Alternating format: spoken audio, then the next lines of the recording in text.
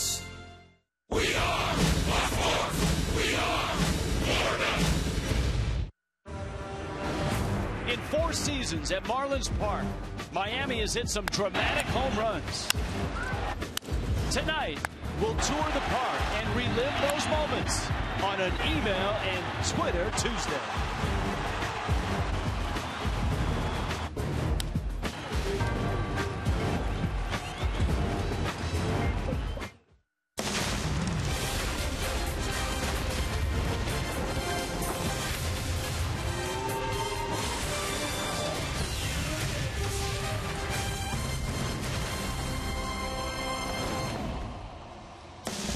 Marlins Park on a Tuesday night.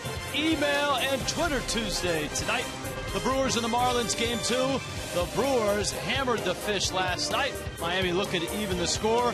D. Gordon trying to hop back in that batting race.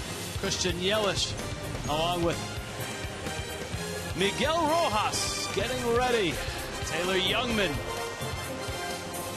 and Adam Conley are your starting pitchers tonight. Hi, everybody. Rich Waltz. Tommy Hunt, happy Email and Twitter Tuesday. It's home runs. That's the theme tonight. Home runs in this ballpark, and we'll do it tonight. Hunt, favorite home run in this ballpark? You know, I'm thinking of a lot of them, but I still love the one that Stanton hit off Jamie Moyer that went off the scoreboard because he supplied all the power. I'm going off the off campus on this one. I like D. Gordon's inside the park home run. I don't know how they're going to put a mark on that unless they put a stake out in right center field. Hashtag tonight, Marlins Park home run. Email us at foxmarlins@gmail.com. Let's talk pitchers tonight. Adam Conley watched yesterday as the Brewers were very big offensively. That's got to be sticking in the back of his mind tonight. Yeah, he's a little different. We talk about it, a little different stuff than Nicolino. Harder on the fastball, more changeups. He needs to keep his pitches down. Last time out was against Atlanta. He picked up the win. He'd like to go a little more than 5 innings. Interesting start when he pitched against this ball club in Milwaukee. He had 6 strikeouts his first 3 innings, but then they got to Adam Conley in that 4th. He hopes to go a little longer tonight. One of the top prospects in baseball, and certainly for the Brewers, Taylor Youngman out of the University of Texas has had a really nice start. Man, all you have to do is look at those numbers, 9 and 5, a 242 earned run average. He's 6'6". He's deceptive. We're going to get an interesting look at a real deceptive delivery tonight. So the Brewers and the Marlins get set for game 2. And in a moment, live before he takes the field and plays shortstop, Miguel Rojas visits with our Jessica Blaylock. It's Marlins and Brewers, and it's next.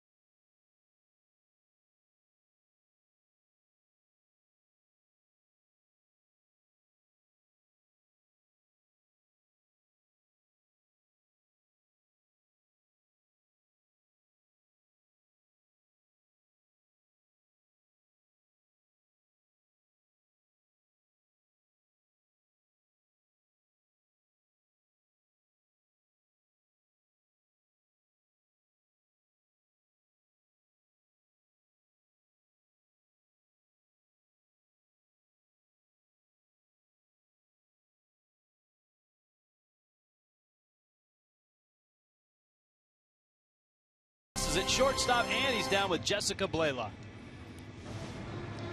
All right, thanks so much, Miguel. Obviously a tough start to this series yesterday. What's the most important thing that this team needs to do to win Game 2 and bounce back tonight? I think just forget about yesterday's games.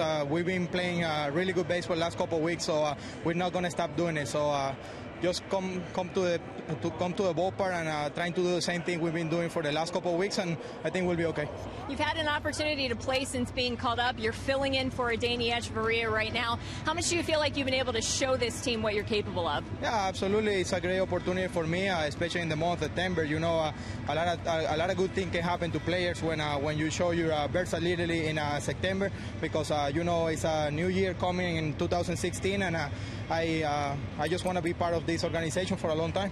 You're typically known for your defense, but you've been great offensively as well. What have you been working on to put together some good at-bats? I think the start of the season in AAA gave me I grew up a lot as a hitter, because I was playing every day. I was hitting off the leader spot, and I think I'm measured now a little bit with the bat too, instead of just a defensive player. So I just trying to keep putting good at-bats together and trying to help the team to win. All right, thanks so much. Good luck tonight, guys. All right, thank you, Jessica. Thank you, Miguel. That's awful nice to be able to talk to the starting shortstop moments before he pops out on the field. Adam Conley takes on the Brewers, Miami and Milwaukee. Game 2 at Marlins Park on an email and Twitter Tuesday.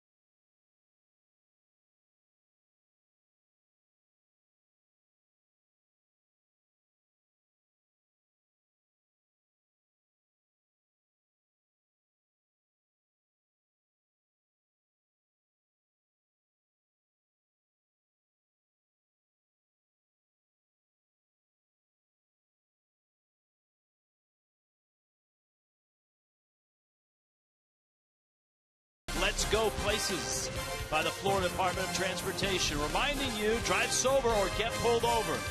By AutoNation, save on over 70,000 vehicles now. Visit us online at AutoNation.com. And by Hotel Transylvania 2, in theaters September 25th. Ooh, looks scary, Tommy Hutton. Here we go. Brewers and Marlins. As the Fish take the field, ready to go, and face a hot Milwaukee team. The Brewers showing it with a 9-1 win yesterday.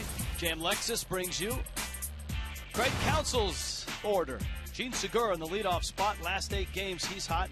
Jonathan Lucroy is hot. Ryan Braun is as well. Chris Davis homered yesterday. He's hot. Jason Rogers is at first. Domingo Santana in center. Hernan Perez is at third. Elian Herrera at second base. And Taylor Youngman, first-round pick out of Texas, is in the 9 spot. And all right, we've seen the 25-year-old left-hander, Adam Conley, quite a few times. It's his 11th game, his 7th major league start. You see the record, ERA a little bit high. I'd like to bring that down. Second round pick by the Marlins back in 2011 out of Washington State University. Gene Segura, Brewers shortstop, Jonathan Lucroy, and Ryan Braun.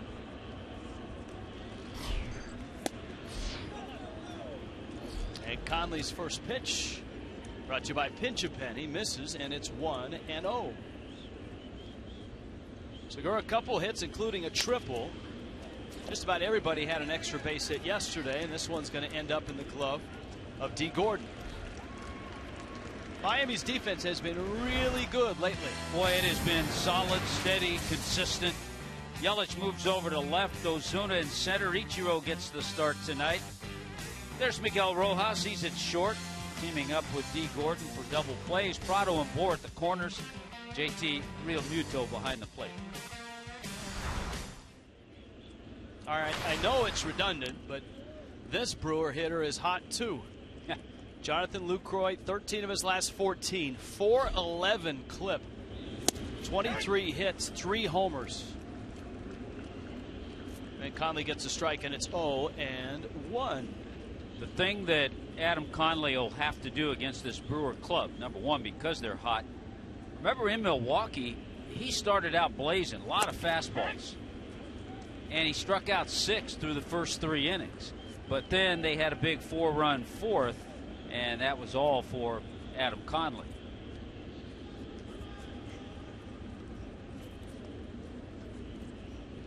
Lucroy in that ball game was 0 for 2. Jam shot, shoots it foul. And the count 0-2. Lucroy, as we talked about, a guy that was close to being an MVP and an MVP type season. All-Star as well. That was all last year. Had 53 doubles, 13 home runs. And he fouls that one back. Yeah, he's a very solid hitter. And Lucroy is one of those guys that doesn't really look like a catcher. You know, he doesn't have that solid, stocky catcher build, but he does a nice job behind the plate. Starts there mostly. He started a few games at first base, but he can hit. That's how they grow him in Umatilla. Fouls it back. Went to college at Louisiana Lafayette. Lucroy now 29. There are pieces, and you can see in this Brewers lineup with Segura, Lucroy, Braun, even Davis with the year that he had last year. There are some pretty good pieces here in Milwaukee. We get a look at their top pitching prospect, Taylor Youngman, tonight. Another pop-up. And Gordon again, looking back to see if he was on the second base side of the diamond, is pointing it out to his buddies on the right side and telling Rojas, hey, this is my side, that's your side. You got everything over there. I'll take everything on this side.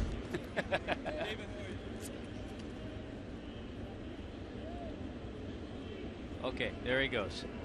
They say caught that ball inbounds. Yeah, just like a receiver. Yeah. If you get your feet, I think it's in Major League Baseball it's 2 feet. Minor leagues it's 1 foot. Here's Ryan Braun. Now Braun had a couple hits against Conley in that ball game up in Milwaukee, including a double. As you see, he joined the extra base experience yesterday with an RBI double in that long 6th inning. The 5th and the 6th was when the Brewers really made their hay yesterday. That was against Justin Nicolino, and the tail end against Brian Ellington.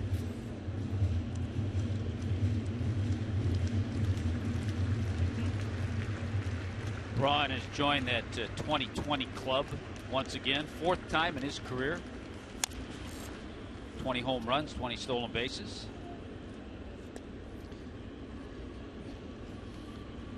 I think it's pretty evident if the Brewers are going to make a run in the next few years, they need Ryan Braun to have the type of year that he's having right now. It was a down year last year. The oblique and the thumb were issues, but he signed through 2020.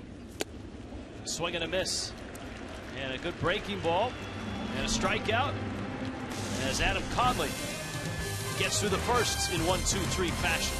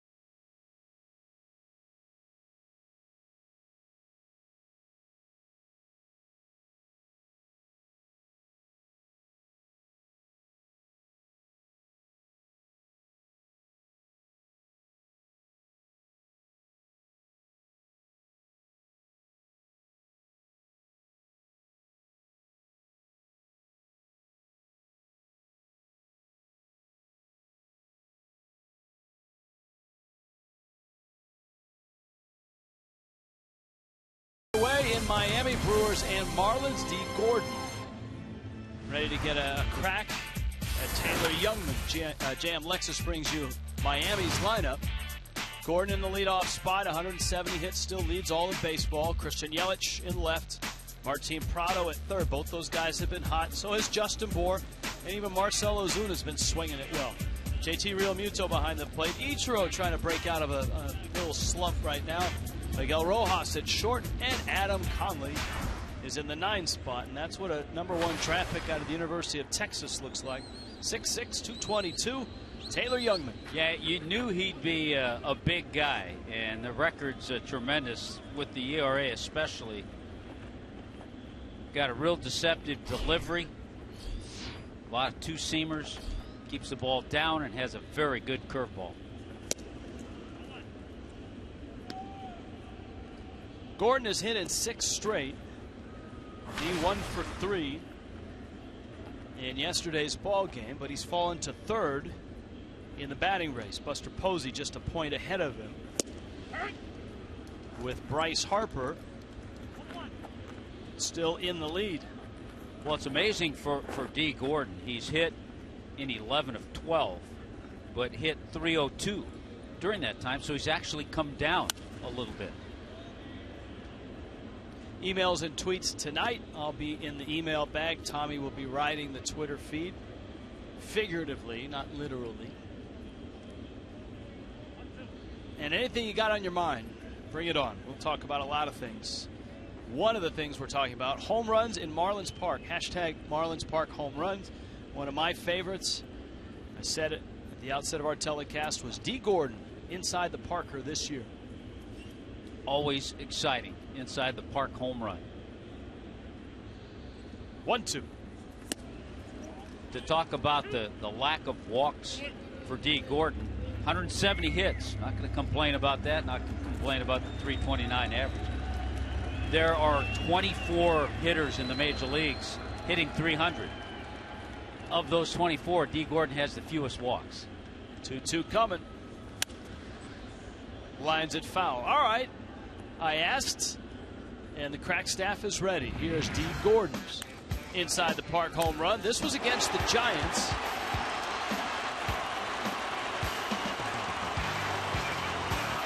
Gregor Blanco tried to backflip it to Angel Pagan, and Gordon had plenty of time. Head first slide, he was across and in, and he lines one into right field for a base hit. Gordon Off to a 1-for-1 start. Yeah, the hits just keep on coming from D. Gordon. His hit streak now stretches to 7.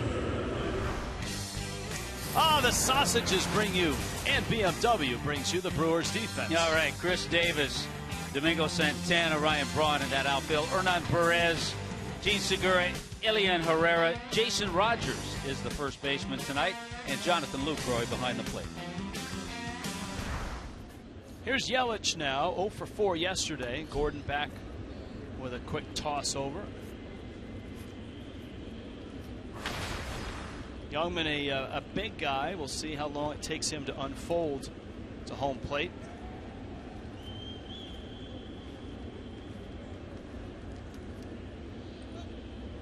That's the one thing that's changed over the years with so much video. Having never seen a guy, you can watch video of his move and get a little idea. You still, as a base runner, though, in D. Gordon's case, he still wants to see it firsthand. LUCROY has thrown out 26% of base stealers. That's right around Major League average.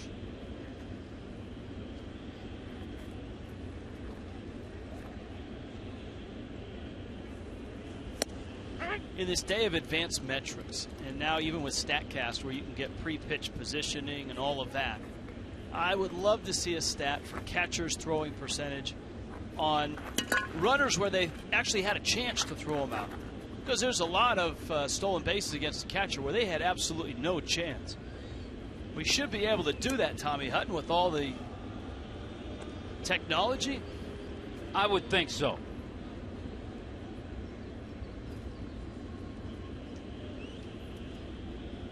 Sorry, let me get off of my soapbox. That's all right. I would think there would be some way to, with some of the other things they figure out. Time, please. You could hear Yelich say time please just as Youngman started to the plate.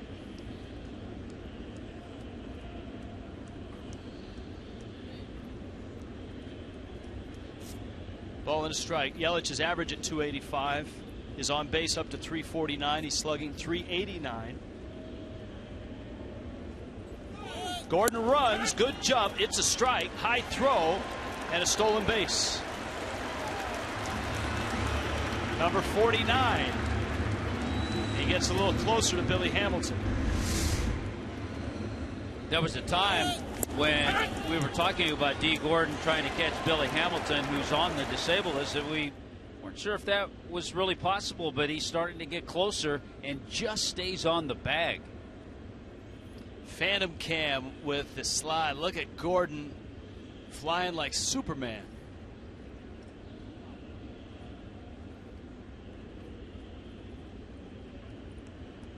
Pretty sweet. Now Yelich with a 1-2 count takes in. This is, Tommy, where it's tough as a number 2 hitter. Yeah, sometimes you get more fastballs. There's Gordon now 5 behind Hamilton. Yeah, and I give Yelich a lot of credit. He took that pitch all the way, knowing it was going to be strike 2 to allow D to get to second base. So he knew he had a good jump. You find yourself behind in the count, not on your own doing a lot. I think we've all marveled at the way Yelich has swung the bat in the last 10 games since coming off the disabled list. He's hit over 370 during that time.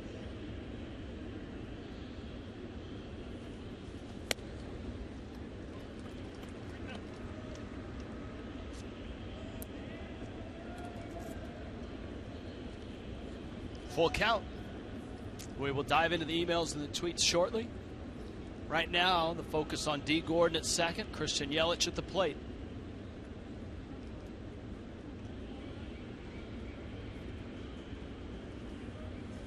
And Yelich, a fastball, 93, and he bangs it back to the screen.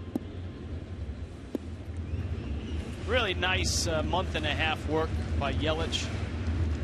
And included in that is a stop on the disabled list for that knee that he banged on the wall in Atlanta. Remember, he was on the DL with that lower back issue to start the year.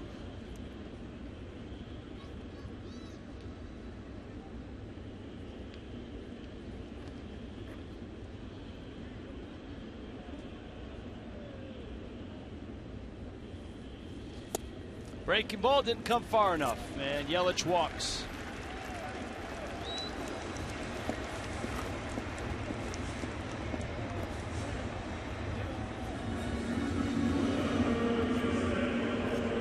Let's give you a little scouting report on Taylor Jungmann. Yeah, he's a Longhorn out of the University of Texas. The fastball sinks. Haven't seen, he tried that lethal curveball, that last pitch to Christian Yelich. Haven't seen the real lethal one yet, but he has a good one. Now Martin Prado, runners first and second. Big lead by Gordon. And a fastball for a strike. This is where if you're Christian Yelich, and Yelich doing a good job, you kind of keep your eye on D, because if he takes off, you want to take off too. Yelich can get a big lead. He can go as far as Rogers, the first baseman, is.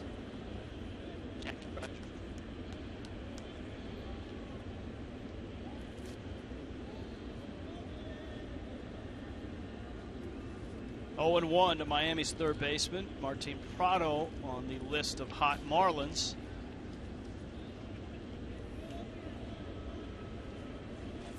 In fact, Miami going into yesterday's ballgame had won 5 of 6, and a lot of that due to Prado and his heroics. A 375 average over his last 14 games. A couple homers, 4 doubles.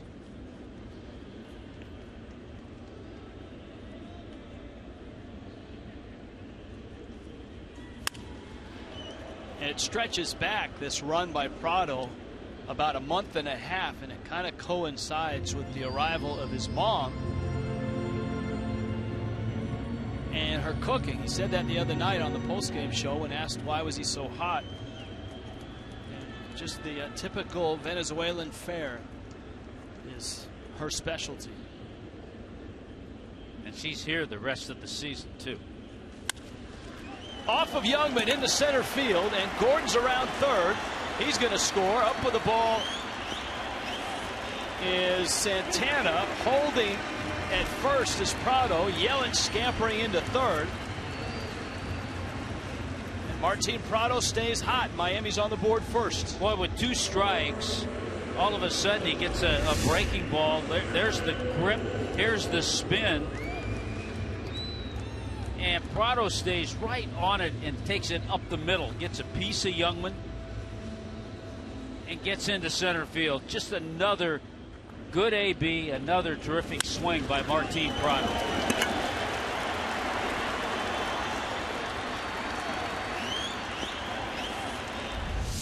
Justin Bour now at the corners, nobody out. And he takes down low. Bour was part of the big weekend against the Mets. His pinch hit homer on Sunday in the 8th tied the game and set the stage for the walk-off and the epic at bat by Prado to end it.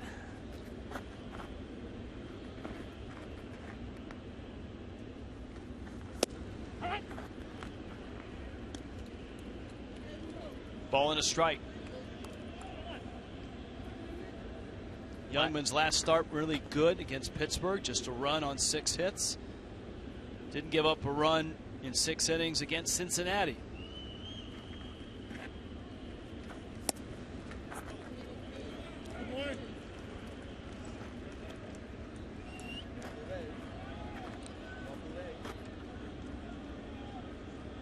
Two and one. That right side is open. The Brewers, who shift very aggressively, not really able to do it with these 2 runners on the corners. Boy, he's gotten in a position too, Justin Bour has, where got a good chance to see that Jungmann fastball here.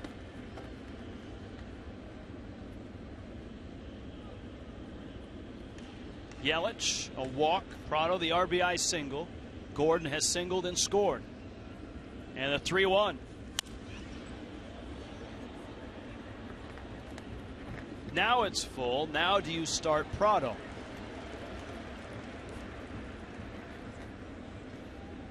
Right now I would say no. Here in the first inning. Ozuna's on deck. There's nobody out.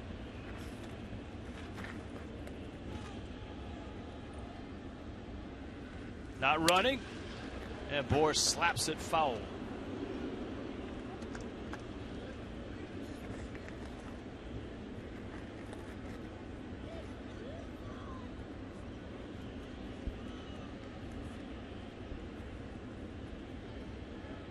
Count still full, 3-2. Let's see if Jungmann sticks with a fastball. Yep, up and good, and by Justin Bohr. That's kind of one of the reasons you don't send Martin Prado. But this way you got an opportunity with Marcell Ozuna coming up.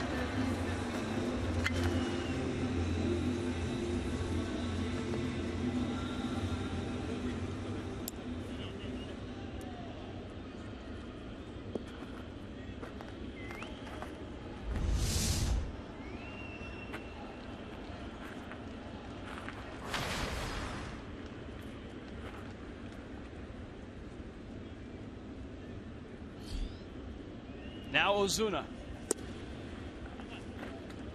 You really want to get this second run in, though.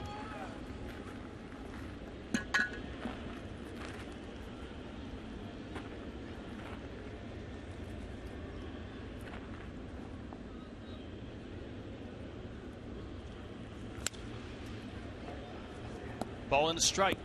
With some of the swings, guys a little late on fastball, it gives you an idea how this guy is deceptive, how Jungmann has a deceptive delivery.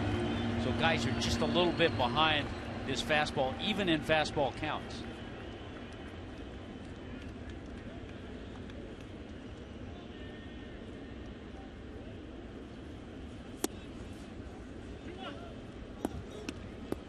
Count now 2-1.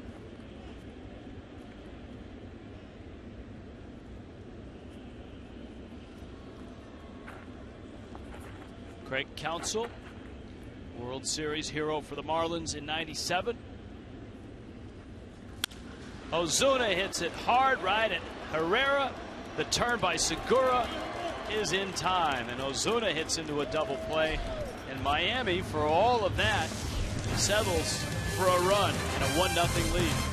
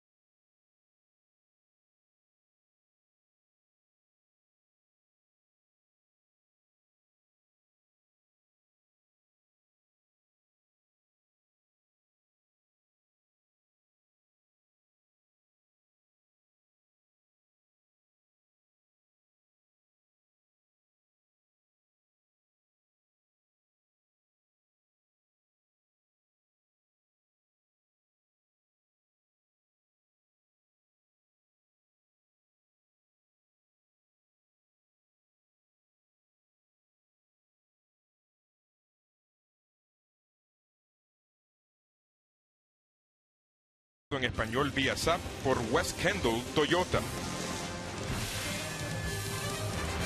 In Miami, Marlins and Brewers, a 1-0 start for the Fish. Adam Conley, his second start against Milwaukee.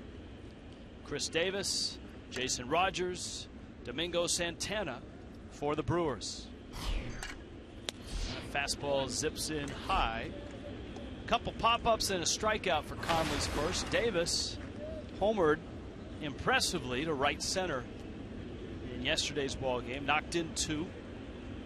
Also had a single. And he fouls it back. Okay, you ready for the first email? Go ahead. All right, this is from Robert in Stewart.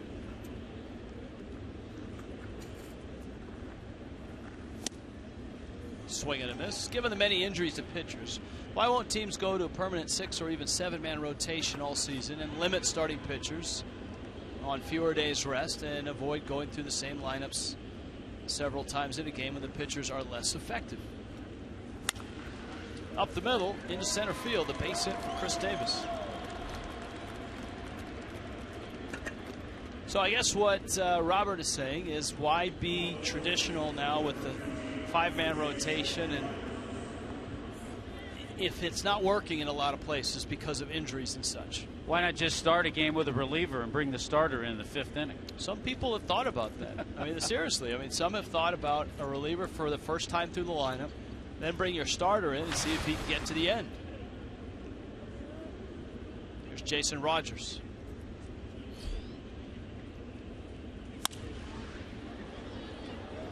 Bohr will run out of room. What tweaks would you make, Tommy Hutton? Say Tommy Hutton is named Vice President General Manager of the new Charlotte Knights, the expansion team in the National League, and your job is to figure out how to make the Knights pitching more efficient. I would have pitchers get their arms in better shape in spring training and be ready to go a little longer. I mean, they're bigger, guys are stronger, they go fewer innings. There's something there that doesn't make sense. Guys don't throw as much in spring training as they used to. They'll throw 1 inning their first start, maybe 2 their second. Guys used to come to spring training, their first start, they'd throw 3 innings. They'd build it up. Guys threw complete games in spring training. That'll never happen now. I know one thing that you've talked about that I'm all in on, and I think Adam Conley may be a good example of that if he ends up as a really nice bullpen piece, and that is have guys who you project as major league relievers start in the minor leagues. Absolutely. Have them build up arm strength and innings and learn how to pitch, instead of happening what happened in the Angels game last night. Gordon. That almost happened. Yeah, it almost did happen. And it almost was an assist for Rojas. It kicked off of either his glove or his leg. Gordon had to wait for the ball before he turned it, but he almost got the double play. Yeah, Rojas upset with himself because this is a double play ball because it's hit sharply. Ball kind of stays down, climbs up his arm, but rolls over to D. Gordon, who still tries to turn it. See, he reaches for it, but he's got the left foot still on the bag. I saw a box score last night I absolutely hated. And Zach Greinke even said, this is ridiculous. Dodgers played the Angels. Greinke went 6th inning. The Dodgers used 6 relief pitchers. The Angels used 8 relief pitchers. Only 1 of those relief pitchers threw an inning. And it wasn't extra innings. It was a 9-inning game. And only 1 of those relief pitchers for the Angels threw an inning. The others threw a third, 2/3. Just ridiculous. I totally agree with Zach Greinke. And that speaks to the expanded rosters. That's a drive to right and deep. Ichiro going back at the wall, and it's gone. Domingo Santana pops the chain and pops it out to right field. They told us yesterday, Rich, this guy has some power. He's got all the tools. He's a big guy, 6'5". He will strike out. He'll make some mistakes, but he has some big-time power.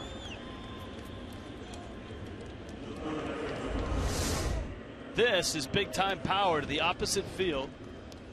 Game number 15 for Santana as a Brewer, and already it's his 5th home run. That ball just kept carrying. When he first hit it, you had the thought that maybe Ichiro can make the catch. I think Ichiro can make the catch on this one. But that's the sting of Rojas not getting that ground ball cleanly and getting the double play. Instead of a solo shot, it's a 2-run shot, and the Brewers are on top. He fits right in Milwaukee's lineup and in that ballpark, and with that club's history, you see the swing on Phantom King. He's had RBIs now in 5 consecutive games. So he's making an impression on the Brewers here in September. Hernan Perez, or excuse me, Elian Herrera. Perez out number 2. Herrera 0 for 5 yesterday. Herrera spent 10 years in the Dodgers minor league system. He actually was called up a couple of years ago when Juan Uribe got injured. They called him up. But a lot of minor league time and getting some time up here now.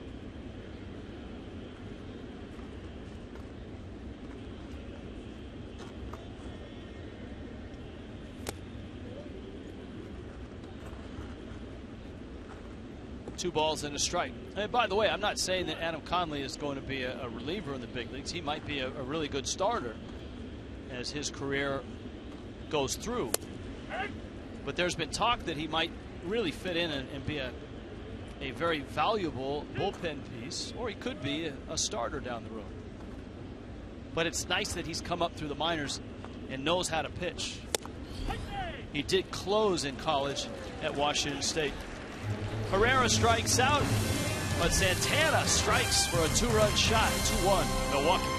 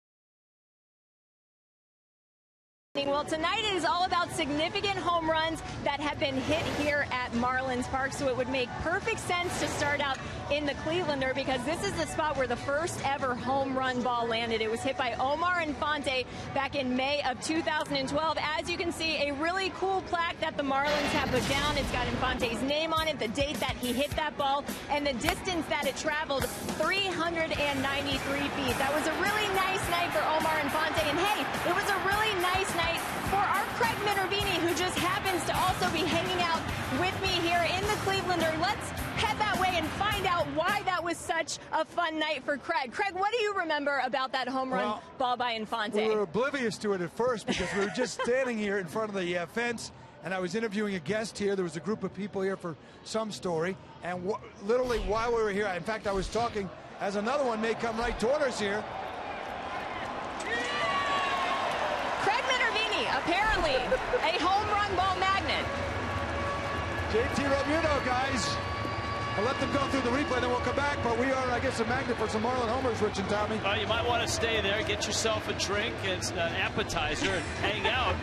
Marlins could use the help. Real Muto is 8th of the season, jumping on Youngman, and the Marlins even it up in a real hurry. Go ahead, guys. Yeah, so anyway, so just like what was happening, Jessica's exactly, we were talking to a guest, and I didn't even notice off the bat, and Infante hits a shot, and it actually, the spot you were showing, it lines up with exactly where the ball hit, which was somewhere under that C in Clevelander, right over there, and it bounced backwards literally to the guy, I think he was 2 over from me, to my right, and he caught the ball, and he had a great souvenir, the first ever Marlins home run hit in this ballpark, May of 2012, right where we're standing. So. Well, I've almost been hit by a foul ball, but I've never caught a home run ball. So, again, I'm just going to hang out, guys, here with Craig Minervini because apparently he has all the luck. We'll see. That was a great night because we kept waiting. Remember the countdown, guys, who's going to hit that first homer as a Marlin, and I don't think many people expected it would be Omar Infante. Yeah, none of us had him in the pool at that point. Well, here's the deal. Anytime the Marlins now get down a run or 2 and need a home run, we'll send Craig out to the Clevelander. If I have to go out here, guys, in the name of work, I'll yeah, it's not a bad place to hang. You'll suck it up and go out there. Yeah, in fact, we got an email from Lisa who wants to know, Craig, if you're in the Clevelander, will you sit up in the pool boy lifeguard seat? I'd like to see that too, actually. Well, yes, we could if you really like us Thank to. you. Thank you. Just for Lisa, thank you. Wherever she's from. Anything to make the show better, right, Craig? Absolutely. Anything you can do to help the team. That's All right. Miguel Rojas has popped up. Adam Conley is coming up. JT Realmuto has tied this game with a homer to the left. And it's 2-2.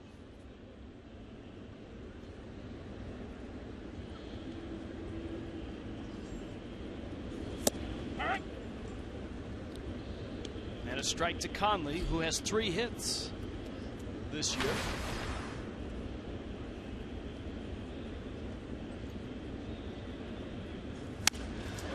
Conley lines this one to left, hits it pretty well. Wow. And Davis makes the catch. I'm surprised they didn't let him swing the bat at Washington State. Because in the big leagues, he's hit it right on the nose. JT Realmuto leaves the yard. It's 2-2.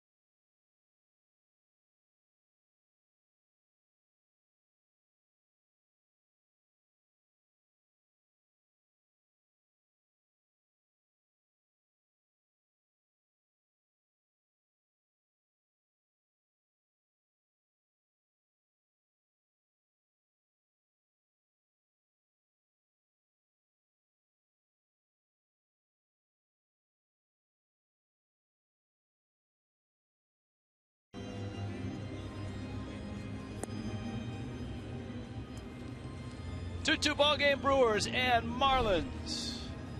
Kids eat free on Wednesday, and tomorrow is Wednesday. Even Craig Counsell knows that. 7:10 start. Every kid 12 and under with a ticket gets a coupon for a free KMB Frank bag of Frito-Lay chips, small Pepsi or Aquafina water. Tickets for Kids Eat Free Wednesday at Marlins.com. Rich Waltz, Tommy Hunt, Jessica Blaylock, Craig Minervini.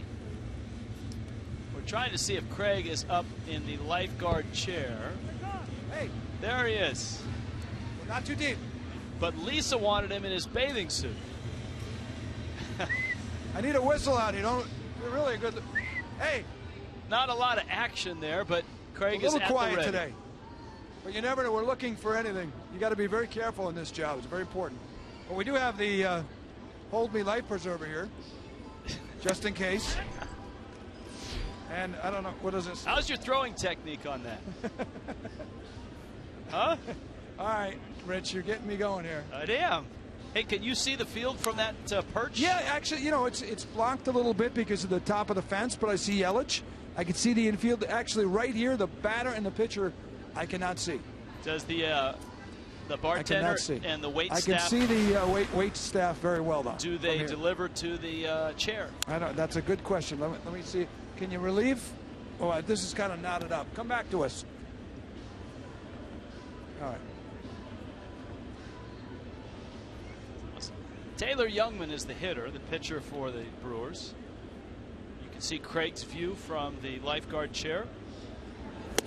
Fastball from Conley is in.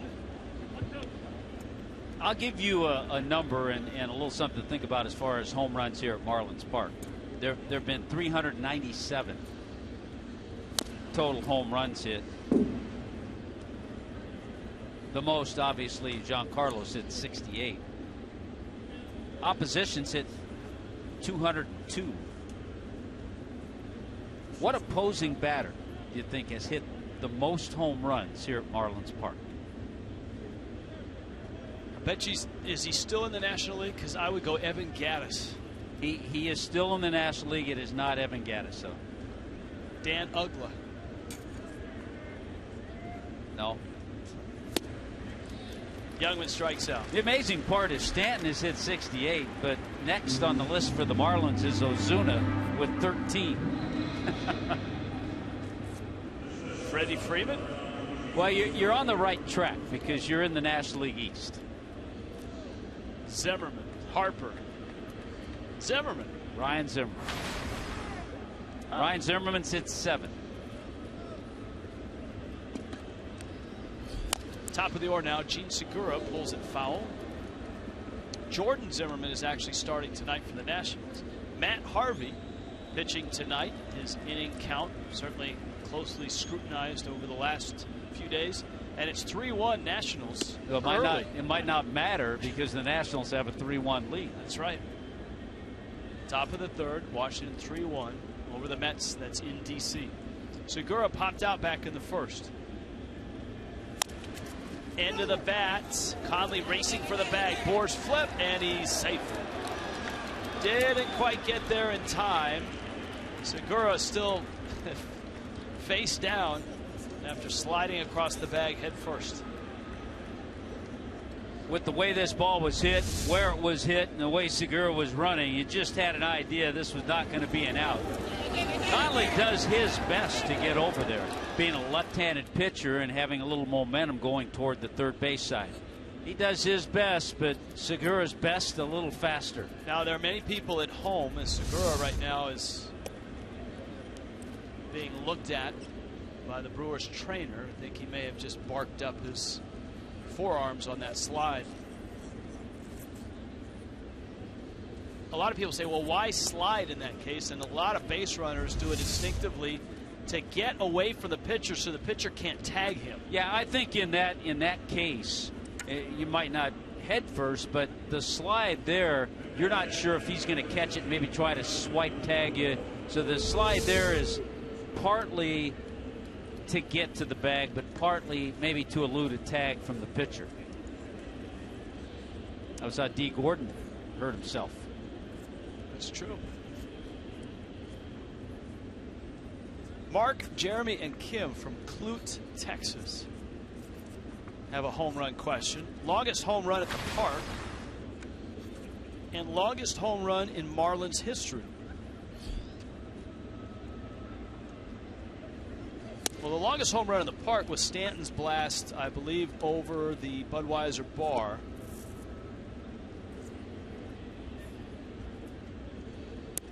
Longest one in history. I've not been here for all 23 seasons. Well, longest one hit at Pro Player was that one hit by Andres Galarraga. Right, but not a Marlin. That wasn't a Marlin. He was with the Rockies at the time. Always interesting with Bob Davidson, the first base umpire. when you're a left-hander with a in-between move. Got to be careful. There's Bob. We had a nice chat with him the other night walking in. His group was in New York in the replay center for the last group of games. And now they rotate back into Miami. Our crack staff is working on that. Longest home run in Marlins history, longest home run in Marlins Park. There's some question as to Stanton blast over the Budweiser bar or Stanton blast to the left of the home run sculpture. Which one was longer? Runner goes, 2-0 pitch is popped up. Bohr has room and makes the catch.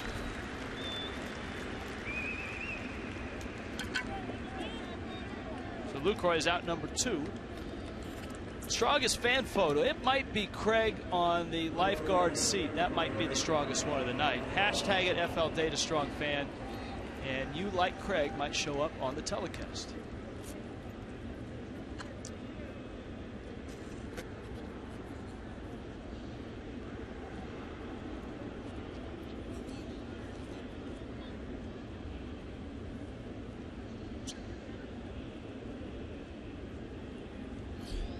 BRAUN struck out in the first.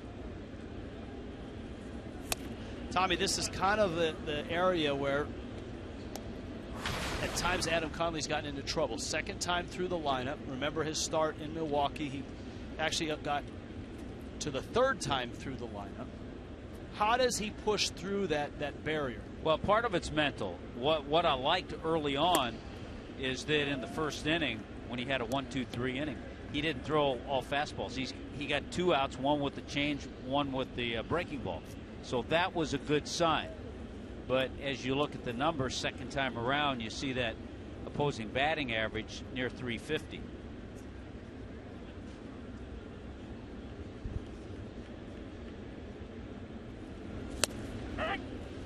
Strike change up there. There actually was a postscript or a PS to that last email from Mark, Jeremy, and Kim. Good to see Ichiro in there. Was talking this morning with a colleague in Tokyo and mentioned I was a Marlin fan. Ichiro's nickname apparently in Japan is Mr. Baseball. I thought that was Tom Selleck's nickname in Japan. Busted bat. Rojas dives. Got it. Backhand flip. Not in time. That'll be a base hit for Ryan Braun. Nice play by Rojas.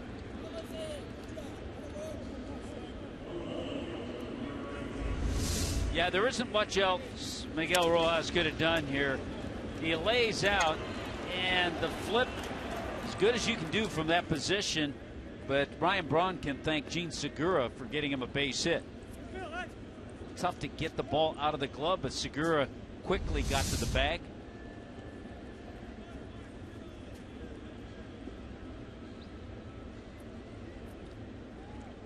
Now Chris Davis.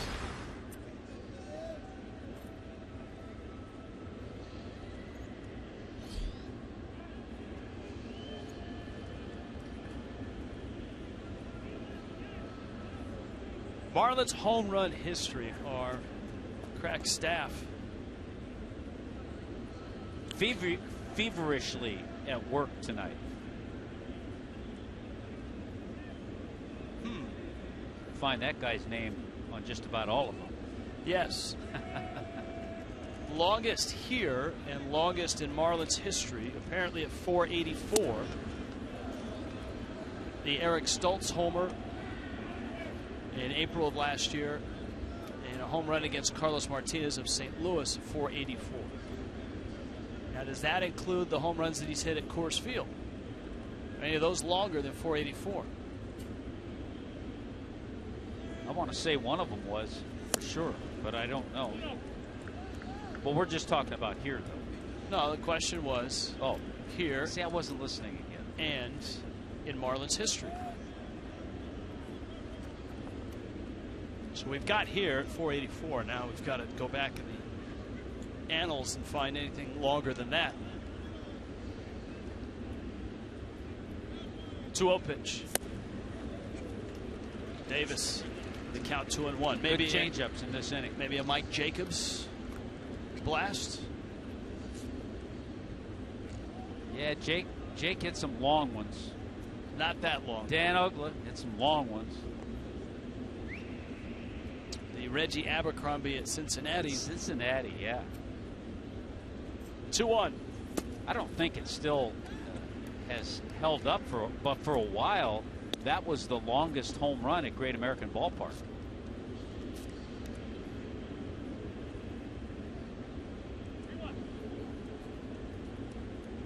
Davis single back in the second. 2 down. Gene Segura at second. Ryan Braun at first. And Conley walks him to load the bases. And here's that tipping point that Conley has run into in his starts. And he'll face Jason Rogers, the Brewers' first baseman. Bags loaded, 2 outs. It's a good one from Kyle. Have heard there has been talk of fences being moved in at Marlins Park for next season. That's true. If the lineup stays the same, what are your predictions on the amount of home runs that each player would hit? You can find us on Twitter or Instagram. And by the way, don't anger my partner. If you're sending something on Twitter, send it in the form of a question. Not just Tommy, you rock.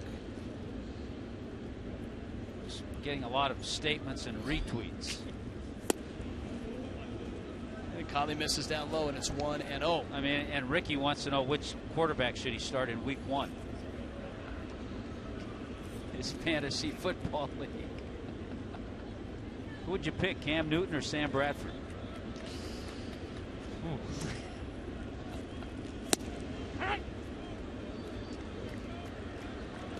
Ball and strike to Jason Rogers. Dominic and Kathy, they're just telling us their grandson Johnny's a big Marlins fan. Well, keep it up, Johnny. Stay a big Marlins fan. See, no questions though. No, not a just question. Statements. Just statements.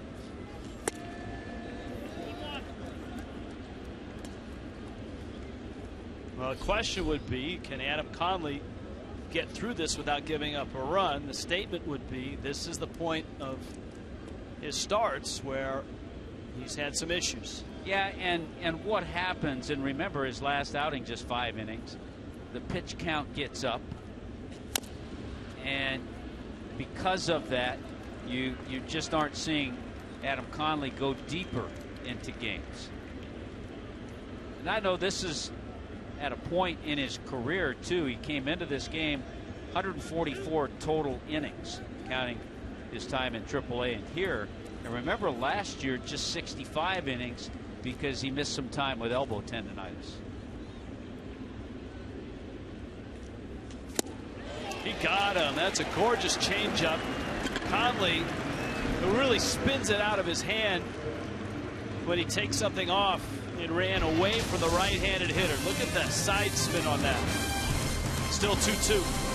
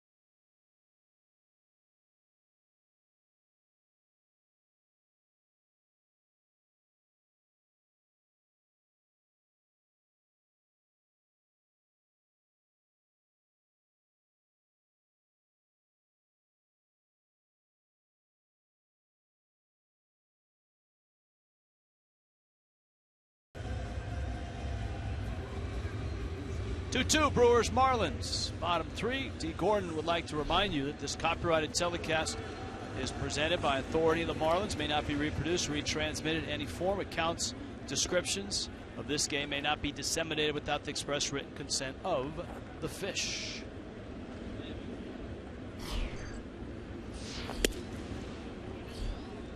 Gordon leads it off against Taylor Youngman. Second time through for the Marlins. Gordon a single, a stolen base, and he scored a run on a Prado base hit. Little tapper. Youngman has it, flips, and Rogers just gets back to the bag.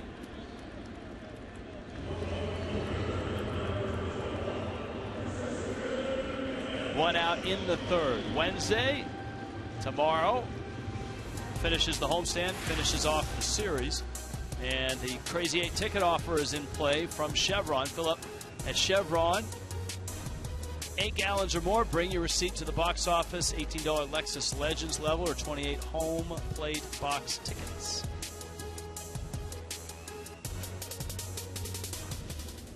Now Yelich. I think Yelich would be helped by fences in. I don't know if it would increase his homers up to 20 or 25, but I'll bet you they would add another 5 to 7. We had that email question last half inning. I don't know that we can put a number on it, but I think we can certainly identify hitters that would help. Yeah, and I think when you talk to scouts, to those that have seen Christian Yelich, they feel that as he, and keep in mind, again, just 23 years old, as he matures, he'll hit more home runs. For now, the line drives are sweet, though. In the center, Yelich cracks one for a one-out single. He's 1 for 1. He walked back in the first. And here comes Martin Prado. Been reminded a couple of times as you watch this sweet Christian Yelich swing on a fastball right down the middle.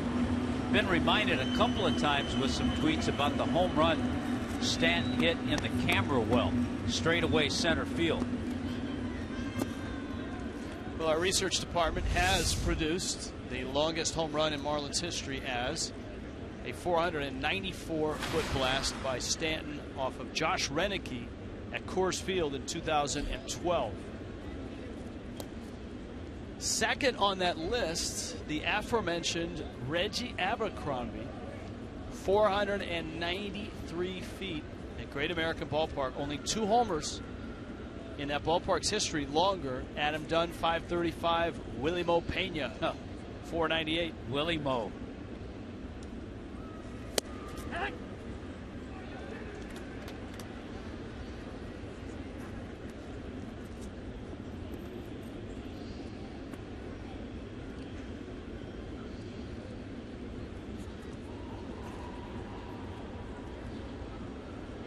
Prado's RBI single glanced off the leg of Youngman.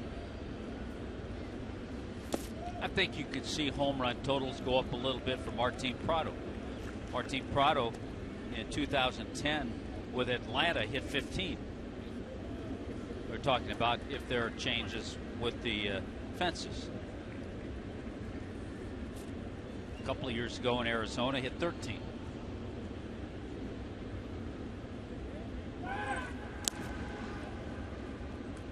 Yelich still with that sore knee, not a real big lead.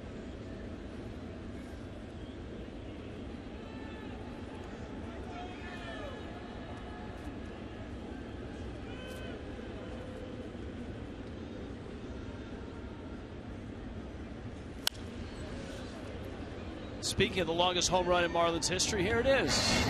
2012 off of Josh Renicky.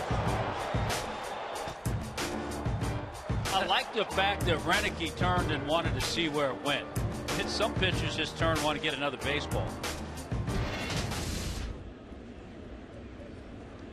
Stanton and the Marlins still hopeful that somehow in the next couple of weeks he's back out and swinging. Yelich is running, and Prado fouls it off. Don't know that you can get that much more of a jump than Yelich. That's as good a jump as you'll ever see. Right here. Watch this. The problem is Prado has 2 strikes on him, and the pitch is close enough that he couldn't take it, and he fouled it off.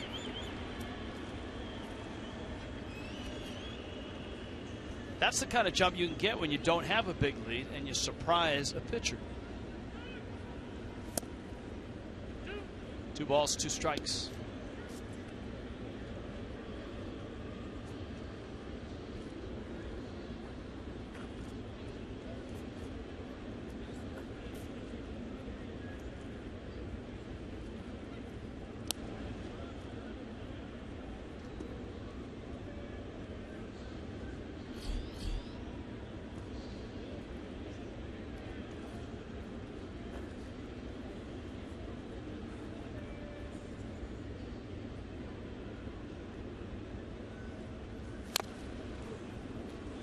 Prado fouls it at the plate. Andrea has this. Why is the abbreviation for a walk BB? And what Marlins player has received the most walks in one season? BB for base on balls. I'm sure they didn't want to put Bob in the scorebook. So BB, base on balls. Hut, you got an idea on most walks for a Marlin player in a season? Maybe Sheffield? I would guess Gary Sheffield, guy who had kind of power he did, never struck out 100 times, hit over 500 home runs. Yeah, I would guess Sheffield. Charles has a nice tweet, but again, Rich, not a question. Here's the 2-2. Slow ground ball. Captured there by Herrera. Makes a really nice play to get Prado. Yelich survives at second. Charles's tweet says, can't wait to witness a historic night in Miami history with the 2017 Home Run Derby. When the Marlins host the All-Star game here in 2017, said hopefully Stanton will light the place up. But you're right, still not a question. Jim has this question. Why does the mighty Boar slap his stomach after a big hit?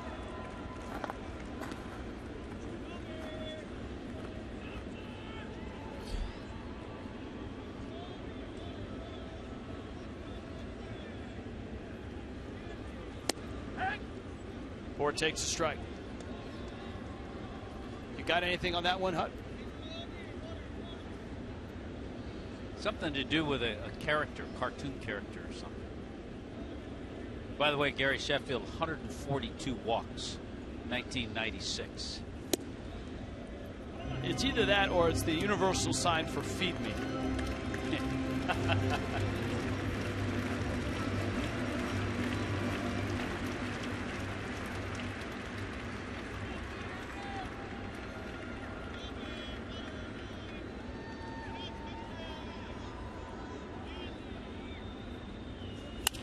Boar into center field. That's a base hit. Yelich around third, and he scores. And Mr. Boar, the mighty Boar, as Jim would call him,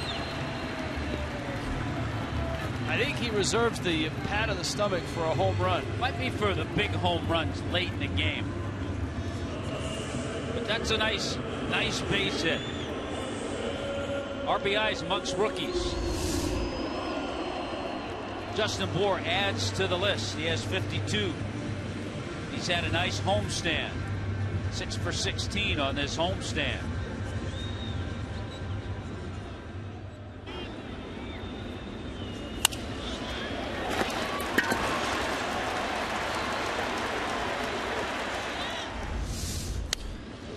Ozuna gets the hands through and rips one foul. Well, the Marlins really teetered on a big inning in the first. They had the first 3 guys on and scored a run and had them at the corners with nobody out. Youngman struck out Bour. Ozuna bounced, actually hit a scorching one hopper into a double play. But to Miami's credit, they kept at it. Real Muto, the homer in the second. And Yelich and Bohr with hits to produce a run.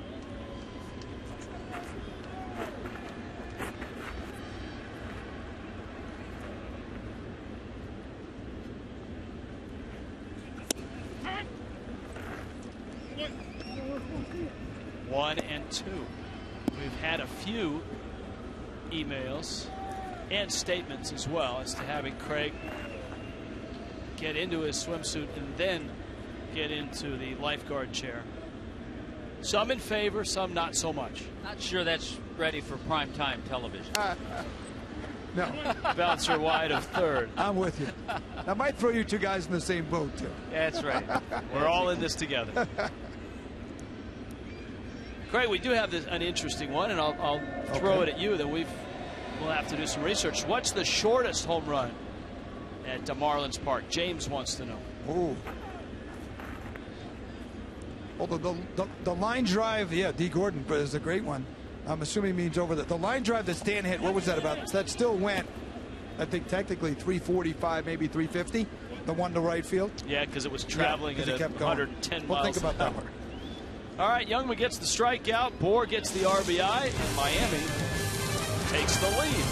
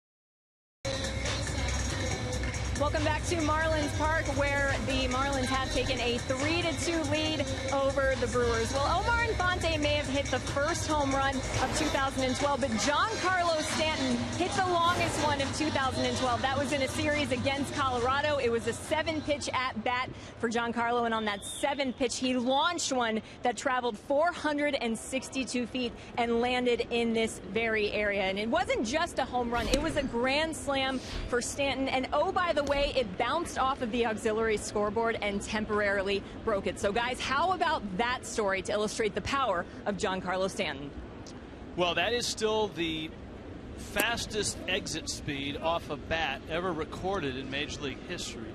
As he gets Jamie Moyer, I want to say 122.4 miles per hour. Domingo Santana blasted one out to right field. Marlins have made a change out at short. Donovan Solano is out. We'll try to get word on what has happened to Miguel Rojas.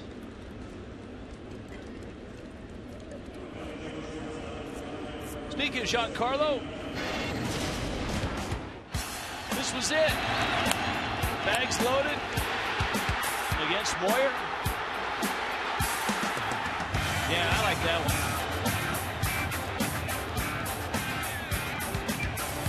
That lit the place up, literally, and busted the scoreboard.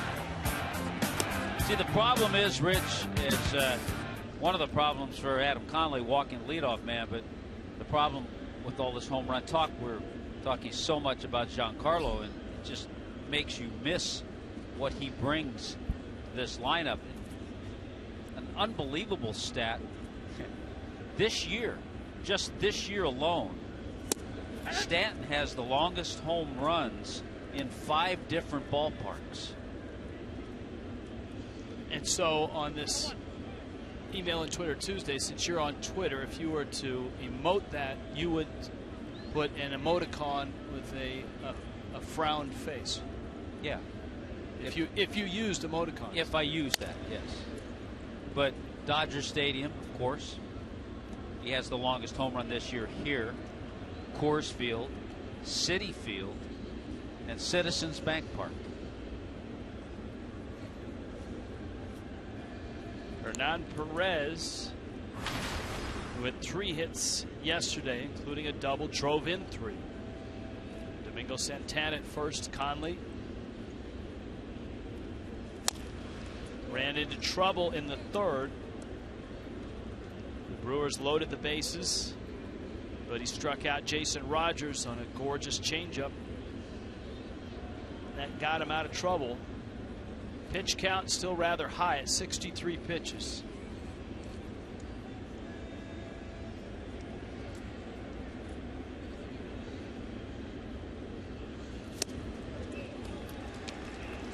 Down he goes, and again, that's the strikeout pitch. That changeup that he holds between his pinky and his ring finger on his left hand, and that gives it the action of what used to be called a screwball. See the grip? There's a great shot of the grip. Turns over, changes speeds, and then moves away. Now Herrera, he was called out on strikes in the 2nd. Bouncer, and it's by the diving Prado. Yelich picks it up. Phantom Cam is with us tonight, and that is super duper slow-mo. A bazillion frames a second. You can see kind of the circle, but it's not a full circle change, and the other fingers are separated a bit, and that's what makes it turn over, move downward. Now look at that spin. It's like, remember when you were a kid and your parents had the globe with the globe, and you could spin the globe? That's what that spins like. Don't get your fingers caught. Not in the globe. No. Some would call that, years ago, they would call that a screwball, too.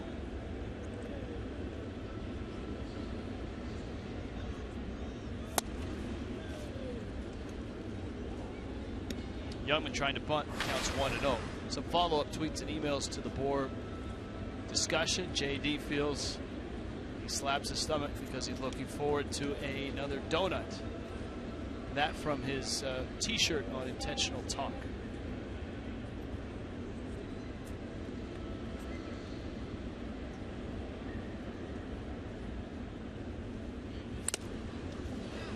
Oh.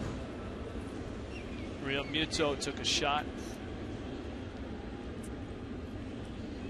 I like some of the tweets when people tell us to, check out the longest home. We don't have time to do that. We're trying to get tweets, emails, and follow this game. You check it out. Check out what? Check out the longest home run in 2012. Go to this, and this. Hashtag that. You know, we don't have time to do that.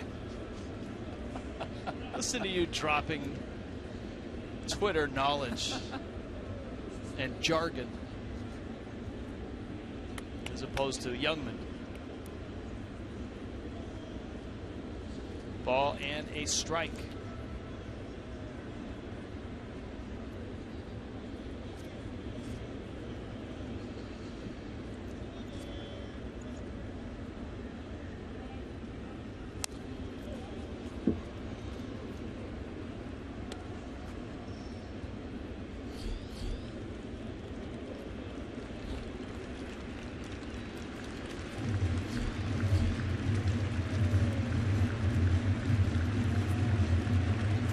In-game box score for the Brewers.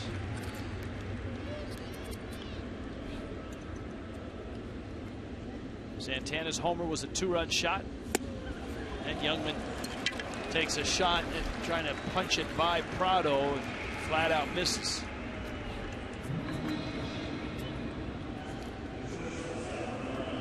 Six strikeouts now for Adam Conley. Well, he's really mixed the changeup and much better, and a few breaking balls in. And so now the third time through, here is Segura, who's popped out and has an infield hit. Another good changeup.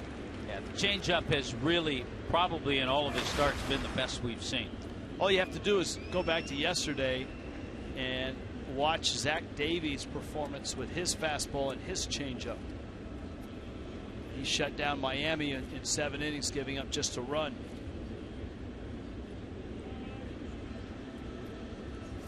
Of course, it helps when you can spot your fastball like that. Yeah, you throw that changeup that moves away and then throw a 91-mile-an-hour fastball in the inner half. That's a good combo.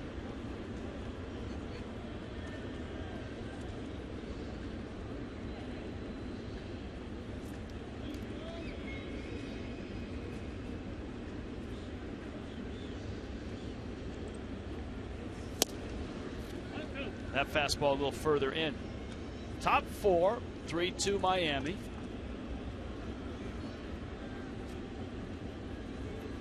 Marlins getting a home run from JT Realmuto and RBI hits from Martin Prado and Justin Bour. Little topper. It's going to be a tough play, and Prado tries to barehand. I don't think he gets Gene Segura, who runs well anyways. And once again, Conley is faced with 2 outs and the bases loaded. Infield hit, and you're right, Segura flying up the line. It's his second infield hit of the night. And the tough part about that is that Conley made a great pitch. Change up again, had Segura really fooled, and he got the infield base hit. So it's a hit. And here is LUCROY. Here's the big difference for Conley. He's facing LUCROY, who is a very good major league hitter. He was able to get Jason Rogers out, more of a younger hitter. But Conley's been able to pop LUCROY up twice. Once to second, once to first.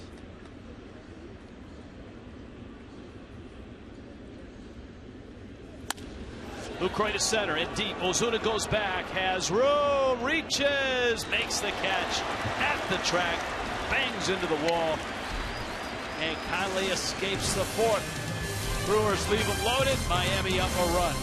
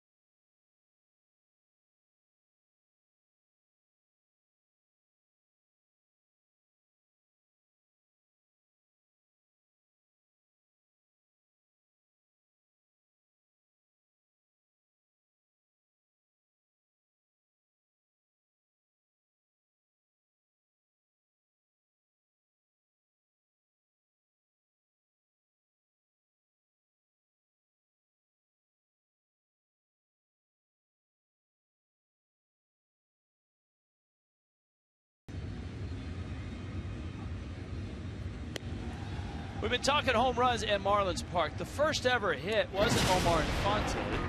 Remember in that high school game, just to test out the ballpark? Brent Diaz of Columbus High School. It's a nice thrill. Yeah, he'll always have that to tell his kids about.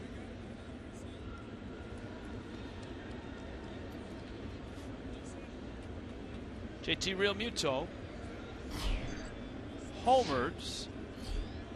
That was back in the second. And it was a lot like deja vu because Jessica Blaylock and Craig Minervini were standing in the Clevelander reliving the Infante homer in which Craig was in the Clevelander interviewing someone, and the home run ended up next to Craig, and so they were talking about that, and Realmuto homered to left field. Not quite in the Clevelander. Realmuto, Rich, by the way, regardless of what is done with the fences, as he grows as a hitter and learns the league, he'll show more power. He'll be double figures in home runs. Here's that home run. And a high fastball, and man, he took care of it.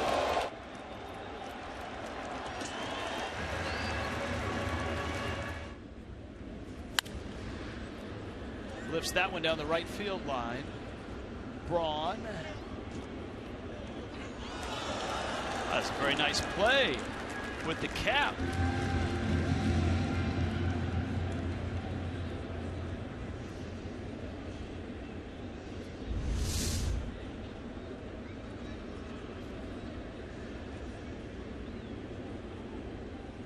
Pick the rebound. Realmuto blasts that one to left center field. Deep. Santana on the run, looking up, and he won't get it. It clangs off the wall and it bounces into center. And Realmuto's racing for third. Down the stretch he comes. It's inside the park. It's a home run. JT Realmuto.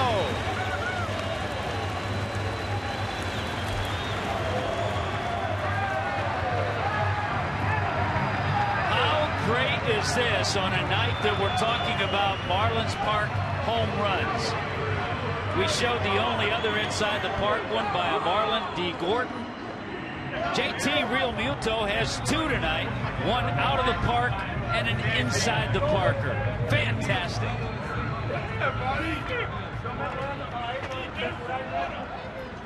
It's such a unique bend in the fence. Santana approached that ball and it bounced right by him.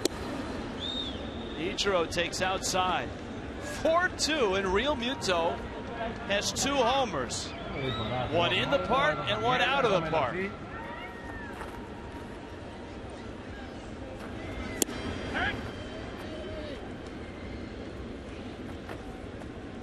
Talked about JT's going to reach double figures as he grows and matures as a major leaguer. He may reach it tonight. That was number 9.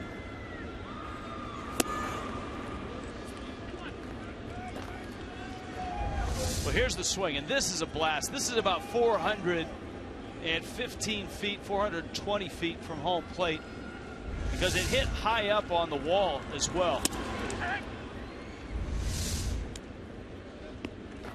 Phantom cam.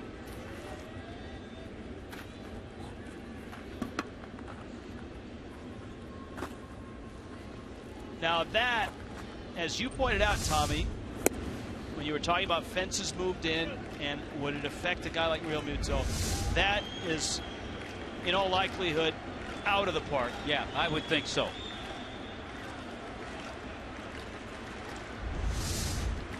And you shouldn't have to run that hard if you hit one that far. Ichiro walks.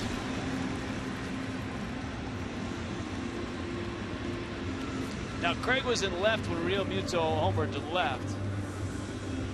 Craig, where are you now? Well, I moved over here before JT got up. I'm just to the, from my perspective, left or the right, or where the home run wound up hitting off the wall there. And I was actually coming out here to do a bit on LUCROY's shot, saying if, you know, next year, should they bring it in from that yellow line all the way over to that right center? That LUCROY shot last inning probably would have been, or maybe next year, a grand slam as well. And as I came over here, somehow attracting Realmuto's ball.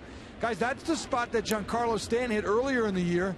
Thought it was out, and they, as he told everybody, didn't really get going on it, he probably could have had an inside the Parker too. It's that circular spot when the ball hits there. If the right fielder doesn't come over and converge, that's a spot where that is a inside the park haven right there. But we haven't seen many, 2, 3, I would say probably maybe 4 all time here hit that spot and then bound over. Oh, we need to send you to right field for his next at bat. Okay. That's for sure. I am. That's where our next long distance homer is. Solano is up. In Yes. fact, just in looking at Craig in that shot, he kind of splits the difference between those 2 Stanton homers. One which was right in through that camera window in the batter's eye, and the other was above him, probably about 6, 7 rows up that aisle, where a fan reached out and caught the ball. I want to say those were on consecutive nights, and they were just incredible. See, one went in that window, and it was still on a line. Still going, yeah, on a line. And the other was up above Craig, up on that stairwell, probably about 6, 7 rows up above the sign for Twitter Tuesday. How's that for tying it all together? This is Solano's first at bat. He takes in. I'm just thinking, Rich, some guys are chick magnets, some guys are home run magnets. So Craig's a home run magnet everywhere we put him.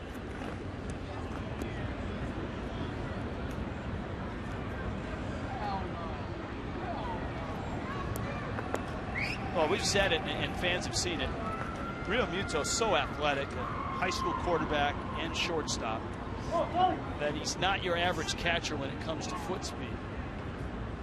So once you saw that thing kick, you had a pretty good idea he had a shot at it.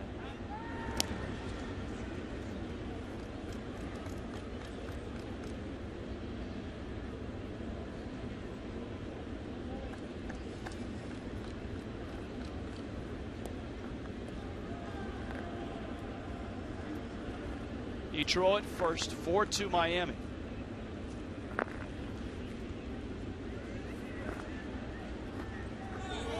Ichiro runs, and Solano on a hit and run pokes it foul.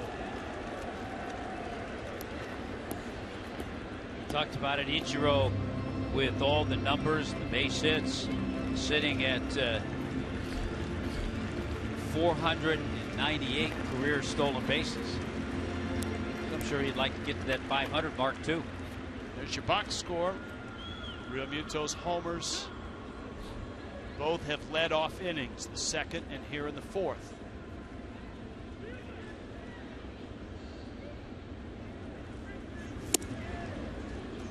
Youngman comes in, and Solano strikes out.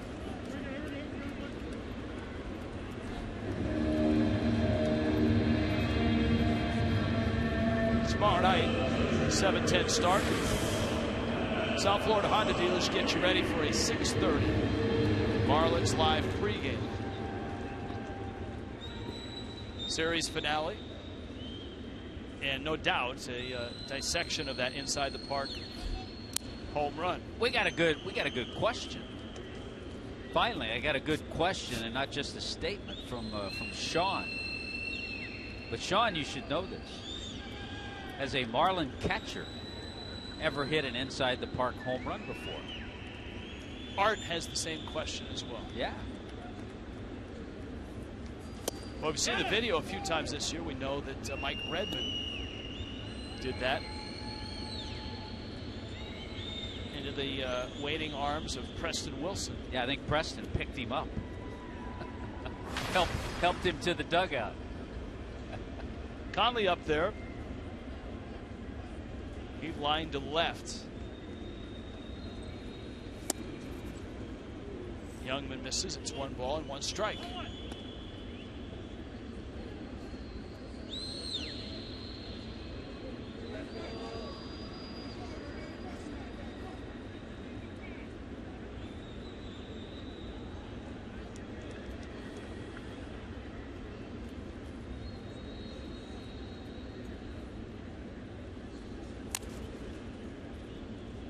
Conley with a count 1-2.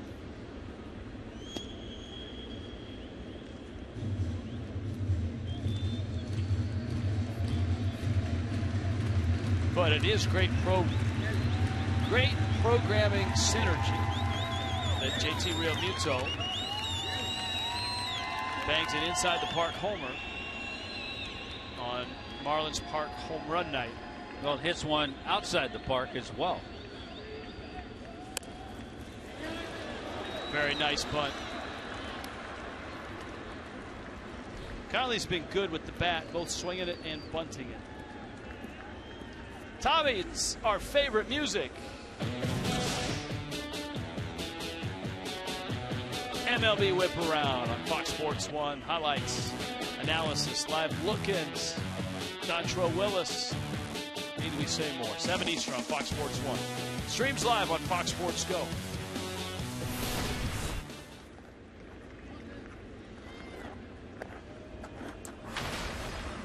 D. Gordon now has singled, swiped a bag, and bounced out.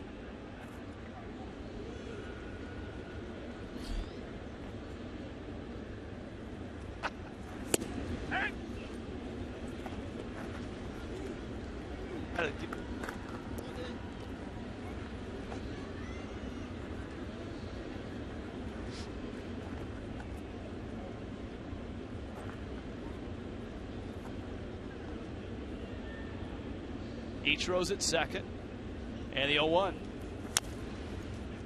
And Gordon fouls it at the plate. 1 for 2 is D. Gordon. I know we've been knee deep in emails and tweets, but we should check in and see what's going on in that Nationals Mets game, because obviously you want to know what has happened to Matt Harvey and his innings. You want to know if Bryce Harper has any hits and how that affects D. Gordon.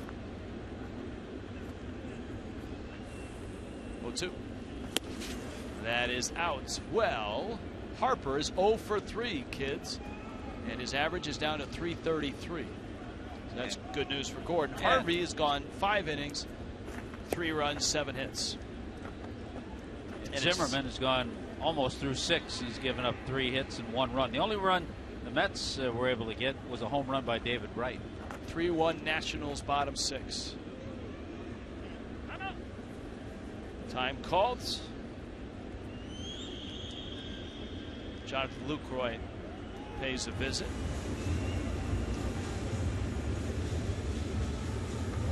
Of interest as well to the Marlins, Atlanta and Philly. In Philly, 2-0 Phils. How about Atlanta? Snapped that 12-game losing streak last night with a win. It's top 7. Atlanta 55 and 83. The Phils 53 and 85. Gordon staying alive with 2 outs.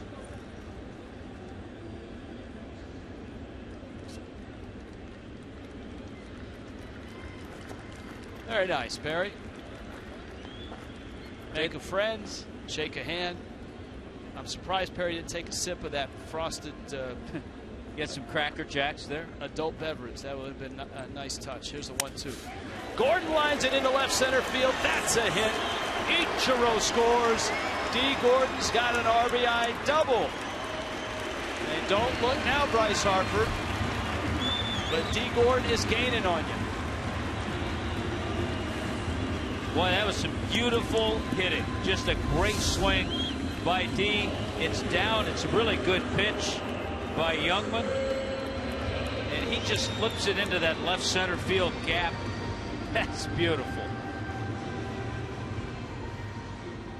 So Gordon, who opened the night 7 points behind Harper, is now just 2 points behind him. Harper at 333, Gordon at 331. And that is it for the first round pick out of the University of Texas, Taylor Youngman. Marlins have 5, Brewers have 2. Kendall Toyota called to the pen.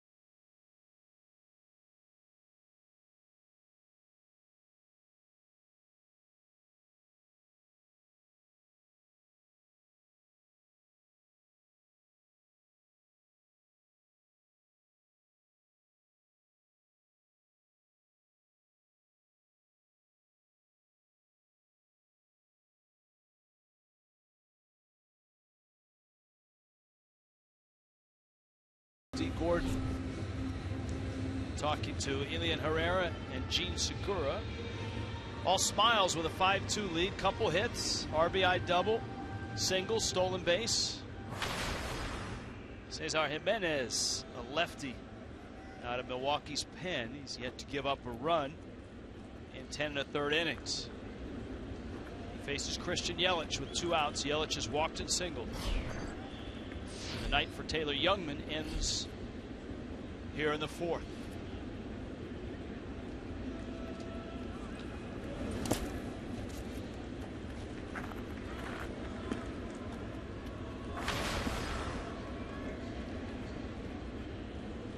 The only other start for Youngman that was shorter, the start he had in Wrigley Field against the Cubs.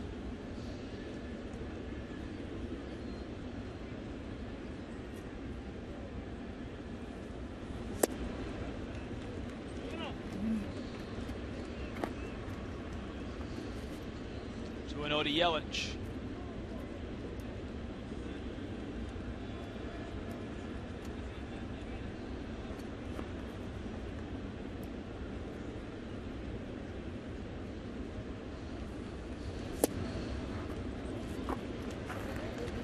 Now 3-0. This is the old bring the lefty in to face the lefty, and he falls behind 3-0.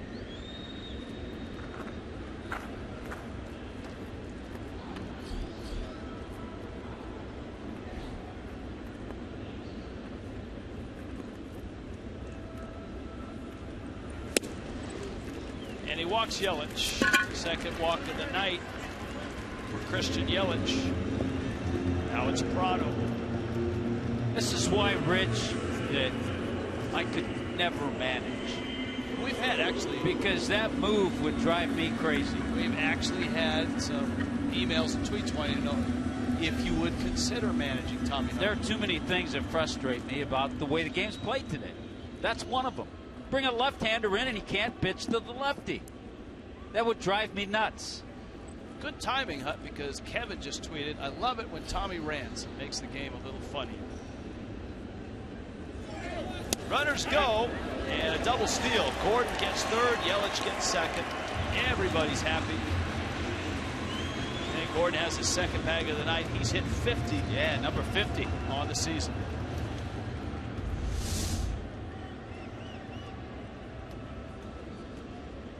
And number 15 for Christian Yelich. See, that's perfect for Yelich. He doesn't have to slide. Back end of a double steal. Doesn't have to expose that knee at all. Change up is low. It's 1 ball and 1 strike.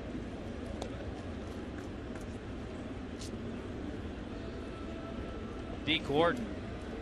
Look at all the 50 stolen base seasons. Nice list, and a lot of those have been of third. 7 out of 7 is Dee Gordon stealing third base. In his career, stealing third base 24 out of 28. So the Marlins have had 4 guys lead the league in stolen bases. Gordon trying to make it 5.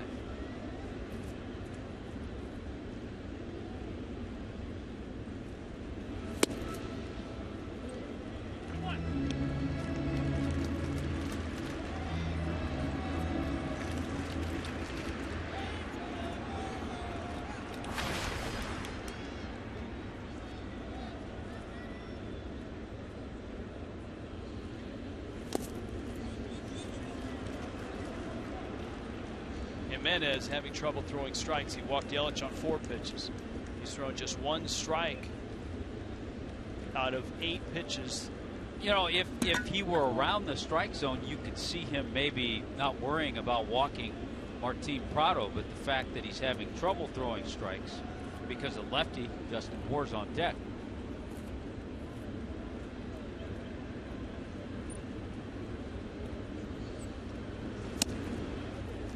That's out. Prado walks. There's nobody warming up in the Brewers' pen. This is an opportunity for the Marlins to crack this thing wide open.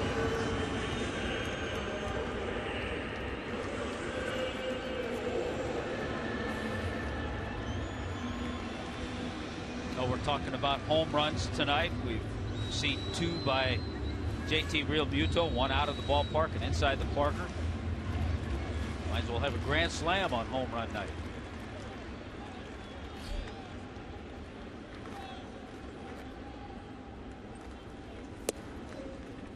But he's got to get a pitch to hit first. Cesar Jimenez has come into this ballgame and thrown 10 pitches. Only one of them has been a strike.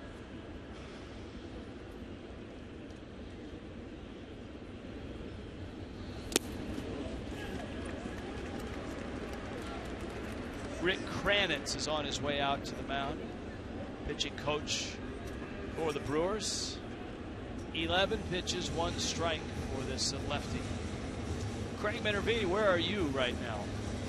We have moved over to section 136, which is the upper deck here in right center field. And later we're going to tell you why we're here for one of the home run memorable moments in Marlins history. But maybe this will help induce Justin Bour to a spot that he's quite familiar with, not only in BP but in the game. And the other night he hit one a little bit over to our left out here, way up in the upper deck. Hey, Craig, from that wide shot, I saw you had your own light guy out there. That's This production's gotten big. That's a lofty status. Look, Yeah. Craig has his own light guy. We have Dennis on lights. Jay's on the camera. He's got an intern. Fine Marlins fan here. Cameraman, light Oh, yeah. guy. Yes, sir. That it might be a little alarming when Craig is eating his breakfast in the morning, but still that guy's there. They're everywhere. That's right. All right, here's Bour now. With the light, too. And Bour might get a fastball, you would think. 2-0. He does. And Jimenez throws a strike. It's 2-1. Home runs by direction. He has hit a couple to left, 5 to center, and 9 in Craig's direction in right field.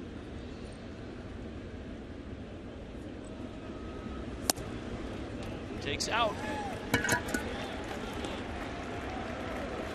Marcell OZUNA is up next. And like I said, there's nobody warming up. There's no safety net right now for Jimenez.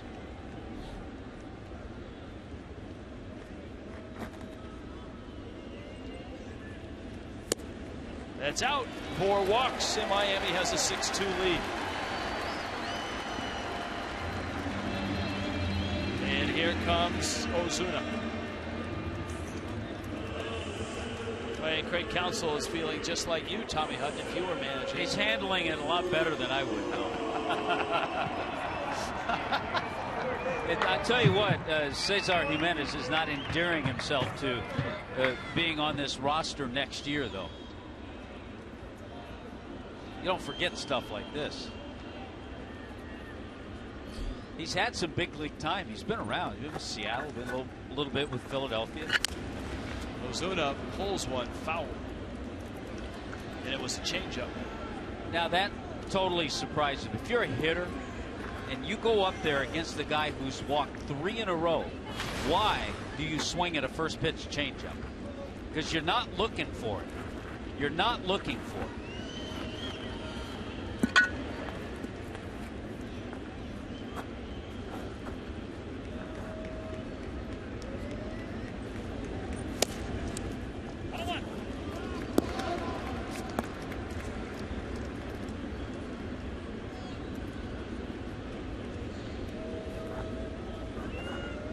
Missing.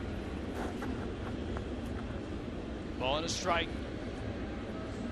OZUNA, the 9th man to come to the plate. And in the bat. And now Jimenez has a couple strikes. The inning started. Popcorn guy. How about that? All right, way to go, popcorn guy. I think he's going to put his popcorn down and say, I'm out of here. Yeah, I'm done. Wait a minute. My shift is up. Hold on. Wait. I don't think this is over yet. Popcorn guy pitches out. Popcorn guy with a heart of gold. Tommy Hutton? Yeah, I think so. Did he give it away? He did not. He still got it. I think he's looking for a youngster.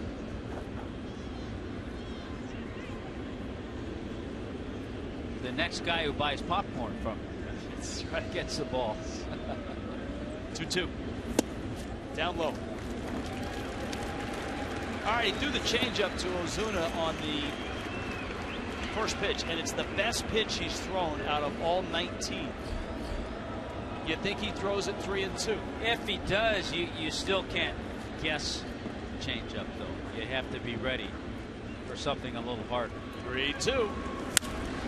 OZUNA fouls it off with the runners on the move. And he got the fastball.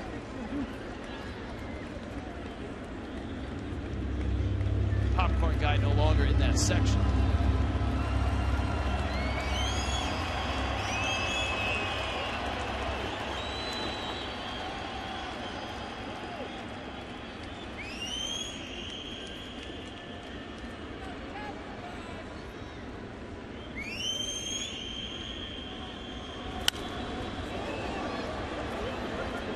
OZUNA fouls it off. Full count, 2 out, bags loaded. A Real Muto inside the park homer opened this in. OZUNA's going to keep fouling off pitches till this guy sells some more popcorn. Or finds a kid to give that ball to. He and the cotton candy guy have beef. Turf wars. OZUNA down the line. BRAUN has it in fair territory. The inning ends with the bags loaded. But what a wild ride for JT Real Muto.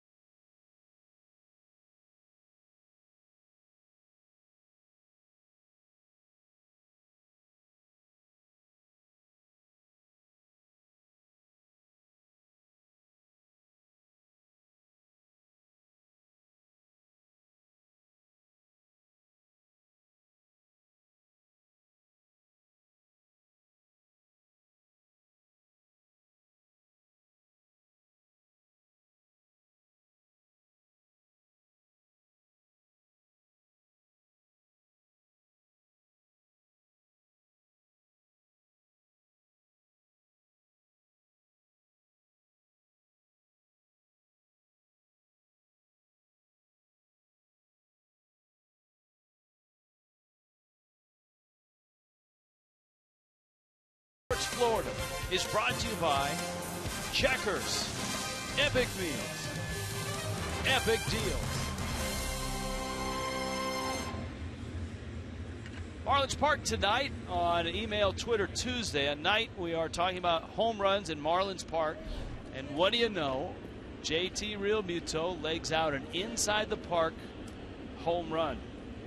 Marlins lead is 6-2. Now remember, these are the Brewers, and they can score runs in a hurry. Brian BRAUN up first.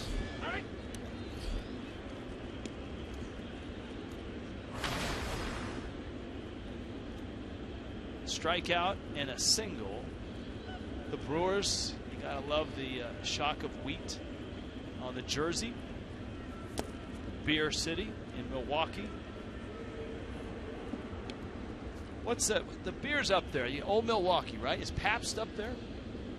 Pabst Blue Ribbon? Miller, sure. Obviously. Miller, yeah, I'm not sure. Liner to right. Old PBRs. What's that? PBRs. Pabst Blue Ribbon. All right. PBRs.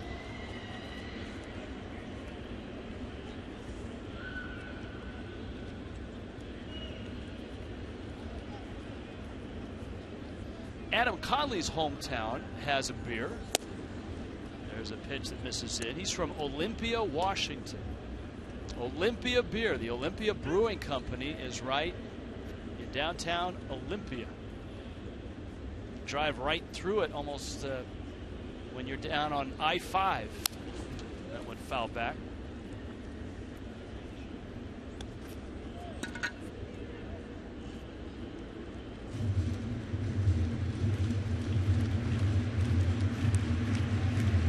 Just want to remind everybody to hang in there because JT Realmuto leads off the bottom half of the inning. Tommy, did you know that in Milwaukee, the Leinenkugel Brewing Company is in that area? Miller.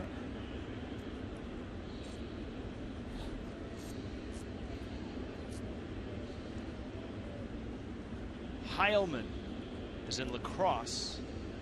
Pabst is in Milwaukee. Schlitz, I forgot. How could I forget Schlitz?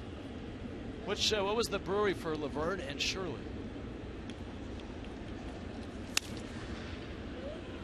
Because they worked in a brewery, right? They did. The show opened with them coming out of the brewery, I think. Not Hassan Pfeffer Incorporated, but that was part of the song. That's what happens when it takes 4 hours to play 4 innings. Or 2 hours to play 4 innings on a 4-hour and 30-minute pace for this ball game. Conley. Little tapper at the plate. This is not a game you're going to want to send to the commissioner. Because we're talking about beer? No, to help speed up the game. Oh. Or maybe it should be a game. The Blatz Brewing Company also in Milwaukee.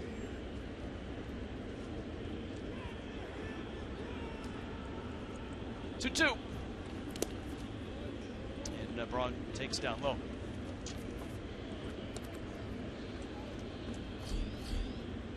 Had a lot of tweets, Rich. People still making suggestions about a nickname for Justin Bour.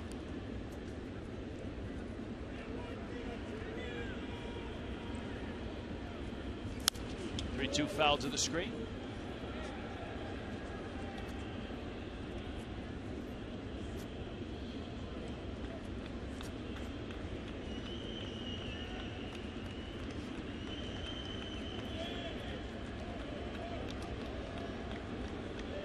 Conley battling Braun. There is one of Milwaukee's breweries with Braun in it. How about that, Tommy?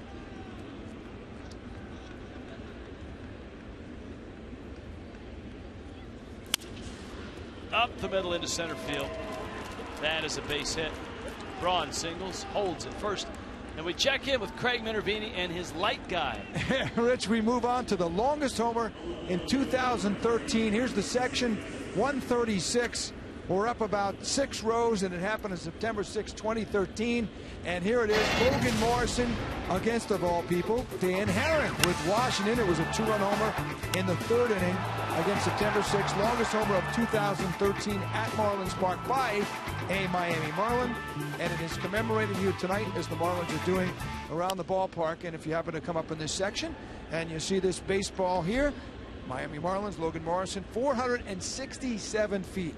Now, if you ever come out here, it's a very interesting perspective because the seats are very steep, and you actually have a very good view. You overhang, we'll show it to you, you overhang the outfield here. You feel like OZUNA is right underneath you along with Ichiro, and here's the viewpoint from out here. It's actually a great view. You miss a little bit of right center. You get a great view of the ballpark and this great park. It's very nice. Mm-hmm. Doing a little research, Rich, while Craig was giving us that report. The brewery where Laverne and Shirley worked. Yes. It was a fictitious brewery called the Schatz Brewery. There you go. The Schatz Brewery. They had yet to invent the summer shanty. The Leinenkugel mix. You never know what you're going to learn on Marlins baseball.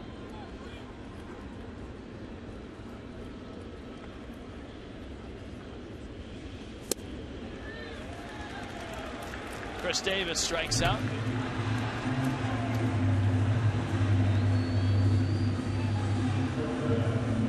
So Conley has it out. For Adam Conley, certainly Try to get through this 5th inning, maybe get into the 6th.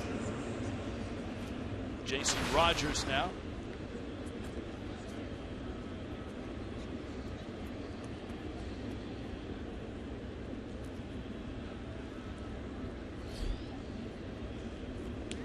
It's a young career, certainly for Adam Conley, but the 7 strikeouts ties a career high for him. He had 7 in Milwaukee in that start against the Brewers.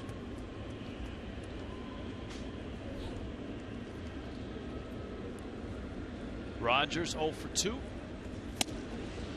Conley misses. 91 pitches for Adam Conley. And so this is probably his last inning.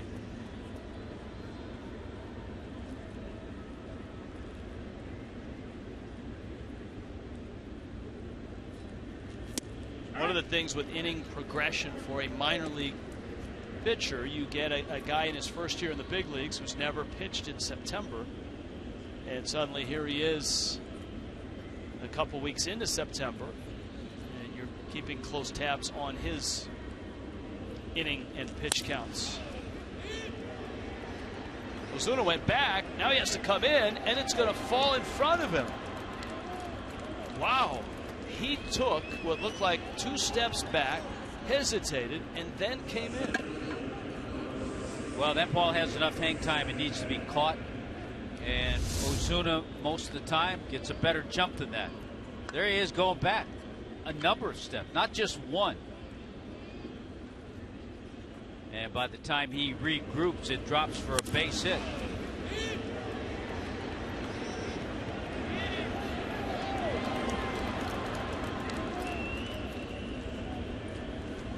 And Adam Conley made a good pitch.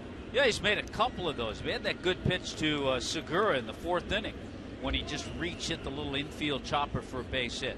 Good pitch there to have Rogers way out in front. Well, now he's got to bear down to get through this inning. He's got Santana, who has been a tough out in this series. 2-run homer off him in the 2nd, walked in the 4th. Santana 2 walks last night, a single and a sac fly.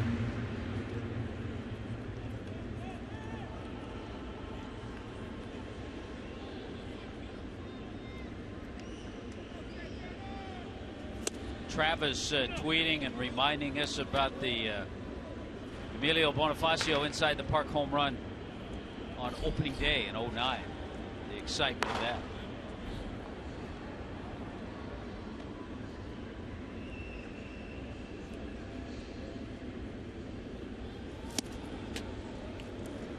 Santana taking a shot there. Steve pointing out, and you're right, the Brewers emblem shows barley, not wheat.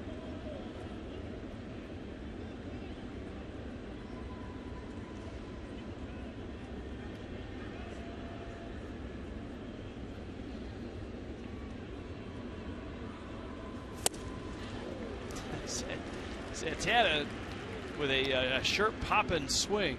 That's one that the buttons on your shirt sometimes will fly open.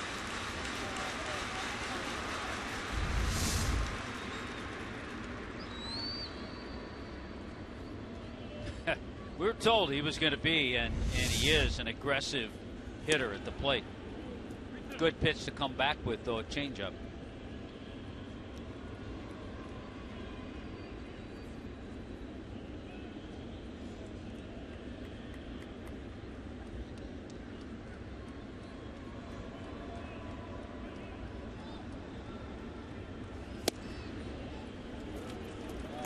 Well, bags are loaded here, and remember, it's just a 4-run game.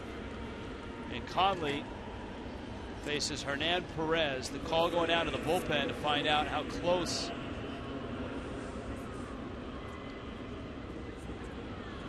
Kyle Barraclough is to getting ready. Unfortunately, we've seen this with Adam Conley. That a couple of times he just barely got through 5 with the lead. Don't know if he'll get through 5 here. He has a lead, has a chance to win a game. A lot of pitches. He's closing in on 100. He may have, oh, he doesn't have. I was about to say he may have one hitter left. No, he doesn't.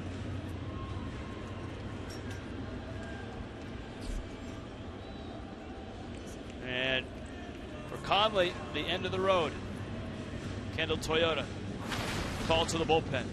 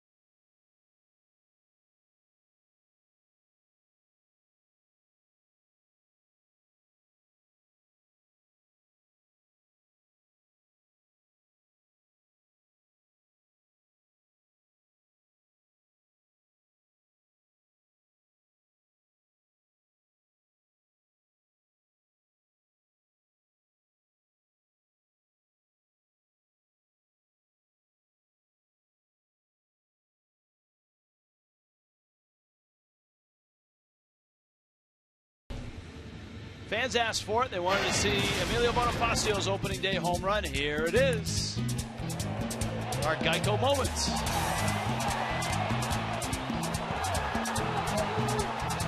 Bonnie had like another gear. Yeah. That's against the Washington Nationals. Ugla had to cool him down.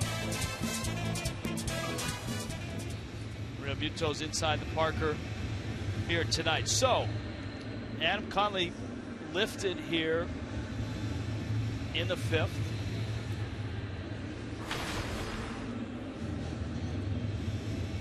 Kyle Barraclough is going to have to throw strikes, bases loaded sooner or later, Rich, and it looks like it'll be later. But sooner or later, young pitchers, Adam Conley and others, are going to have to learn how to get out of these jams. You can't always look over your shoulder at the bullpen. One out. It's Adam Lind, who was pinch hitting. And Adam Lind, a professional hitter, who could do damage. Bags loaded. See the infield shift with Solano almost back behind second. Barraclough misses out, and it's 2-0. Yeah, Lynn, the type of hitter that's going to make Barraclough throw strikes. Last 10 days, these two guys have been neck and neck. Lind hitting for Perez. Barraclough gets a strike.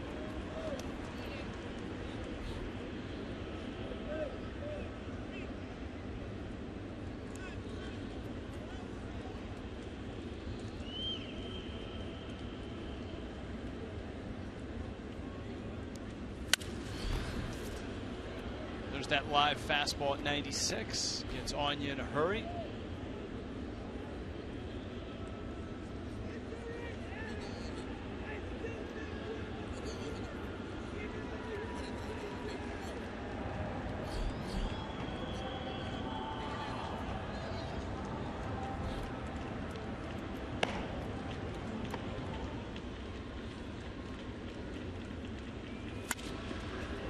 In the air.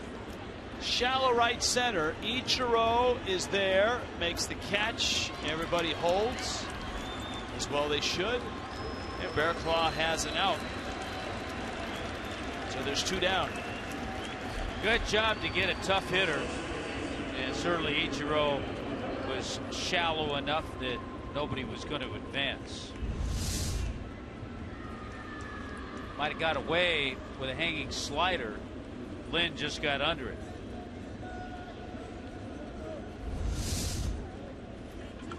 Brett tweeting, I don't know if I like the idea of interleague matchups on opening day. Bottom line, somebody has to play one. 15 teams in the American and the National League. There's no way to avoid it. Or on the last day of the season. Remember, the Marlins had the Tigers in a historic game. Yeah, it was. Henderson Alvarez threw a no-hitter and didn't get the run until the 9th. It was a walk-off no-hitter.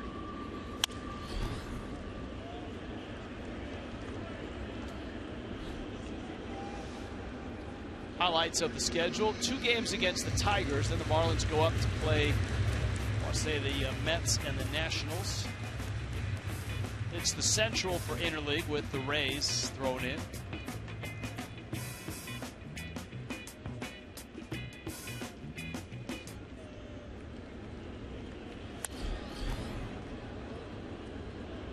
It'd be fun to see the Kansas City Royals. They've been so solid the last couple of years.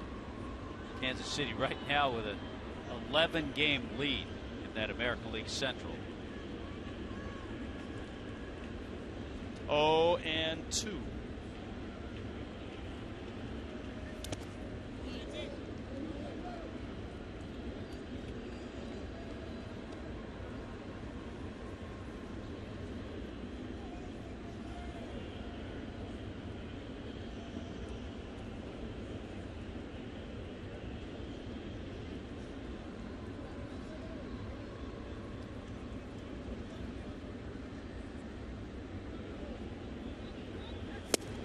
Got him. Bearclaw strikes him out, gets the 2 outs, finishes the 5th, and Miami hangs on to a 6-2 lead.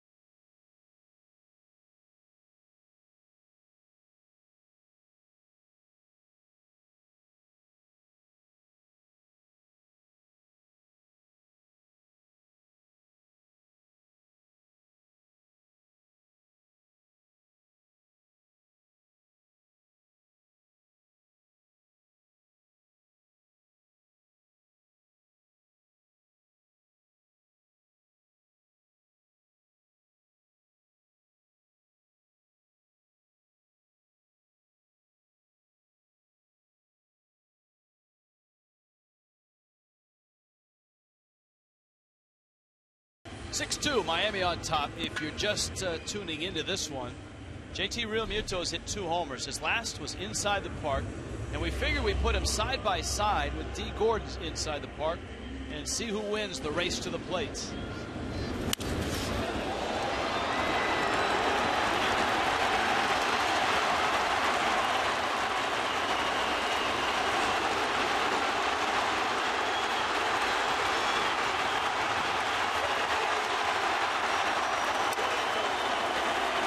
Gordon a full second ahead of Realmuto, though you could see in the video that Realmuto thought he had hit it out, and his ball traveled a lot further than D. Gordon's. And so one of the things we thought of doing is, all right, well, let's give JT the benefit of the doubt, and let's put them both at second and see who wins the race from second to home. I'll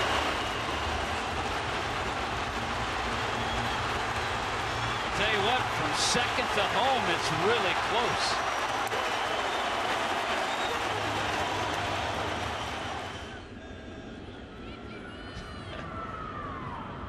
Realmuto bounces out. Here's Ichiro. He's walked and hit a hard ground ball out. Still in the ball game is Cesar Jimenez.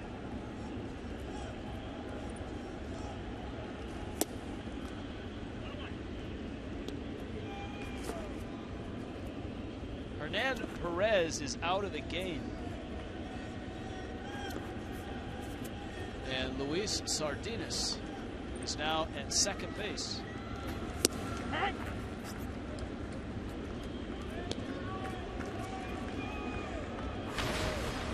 So Sardinas at second.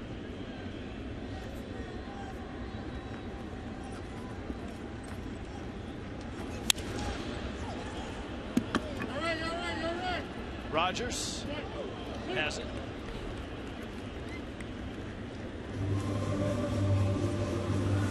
Two outs here in the fifth.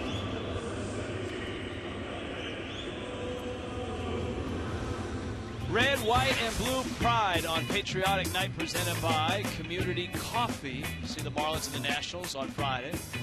Post-game fireworks spectacular presented by Jimmy John's. Get a game ticket and a Marlins Stars and Stripes cap. Go to marlins.com, special events.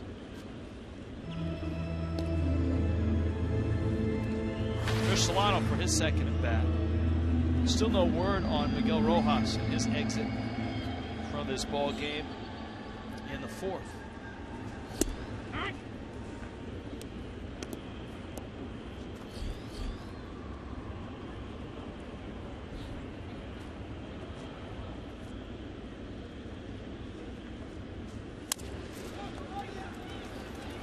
Solano hustling, and he is just out. Herrera makes the play, and the Marlins' fifth is extinguished. 6-2 Miami.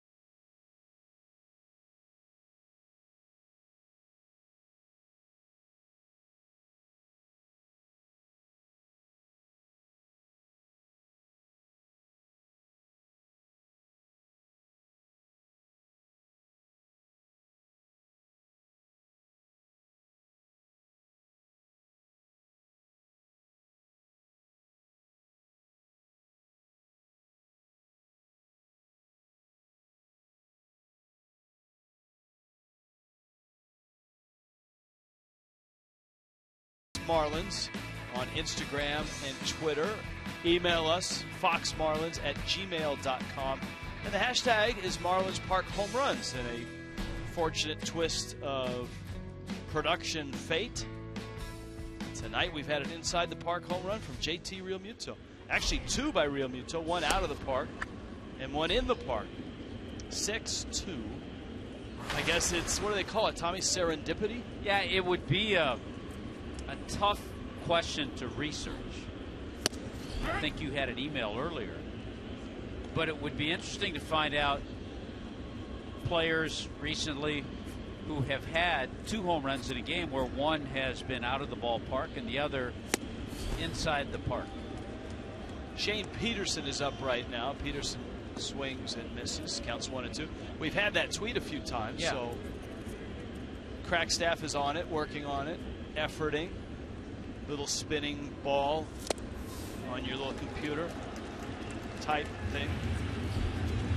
All right, here's the Marlins guys that have done it inside the park in regular homer. Hanley Ramirez did it against the Reds. Derek Lee against the Braves. Okay. That's in the same game. Well, that's good enough. Oh, come on. The last time it happened, Angel Pagan in 2009. Wow, that's a ways away. That is a long time ago. Yeah. The Galaxy far, well, not that far, but Gene Segura's up. A fastball misses high. Kyle Bearclaw has come in and restored some order. Got out of that bases loaded champ. The Brewers, by the way, have left the bases loaded the last 3 innings and have not scored in any of those innings.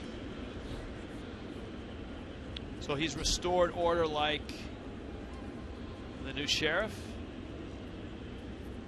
That was Norm Charlton's nickname, wasn't it? The sheriff? It's part of the Nasty Boys. Yes.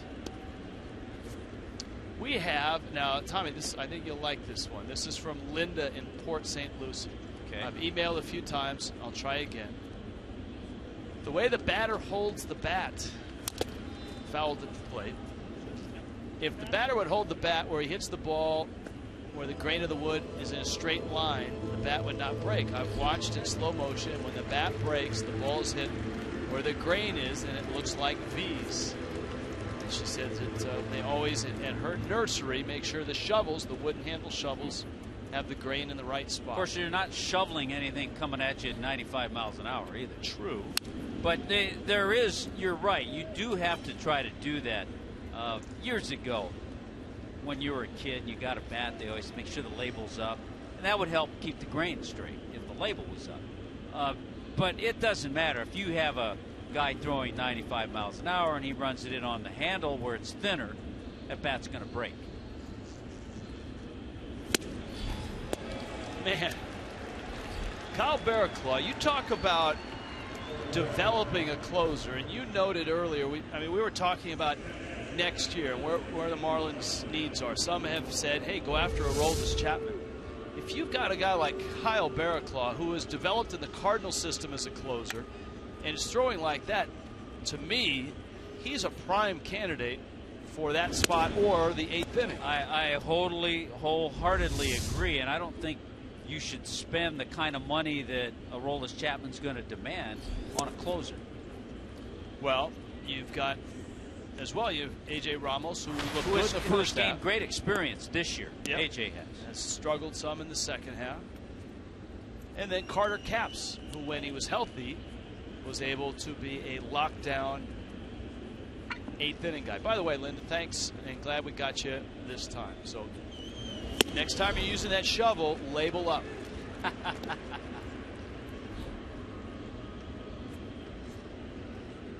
There's Carter. Take a little bit longer than initially expected, but hopefully we'll see him throw a few innings before the year's out.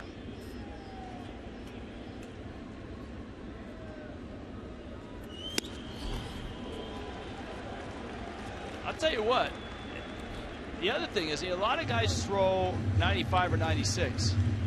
He throws 95 and 96, and people swing and miss it, which tells you there's a little something in that delivery that makes it unique.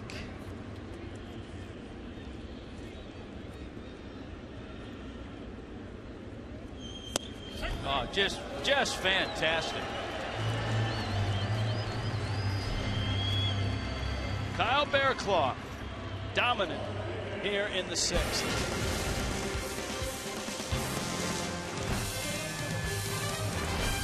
Six-2 Fish.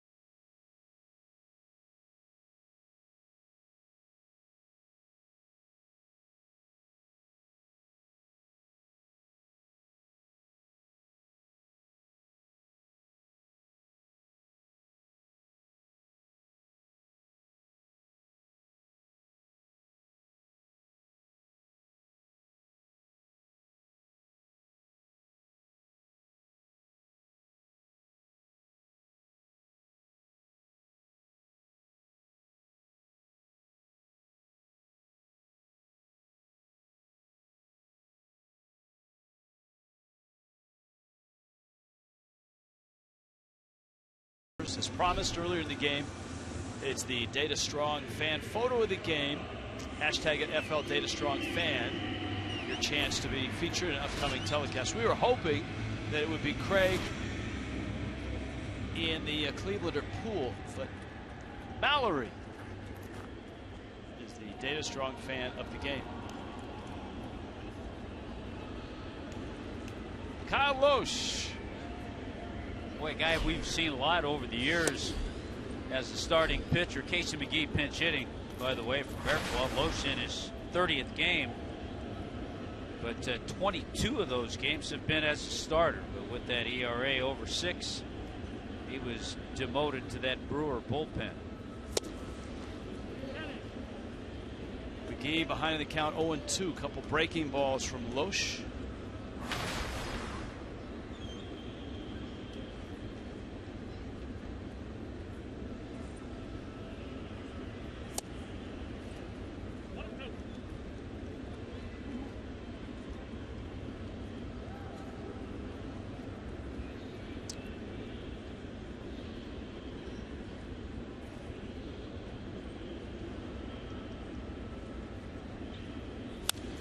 Have the Twitter folks stepped in line after your mini rant? Yeah, a little bit better. We've had, I told you earlier, we've had a lot more suggestions for nicknames for Justin Bour.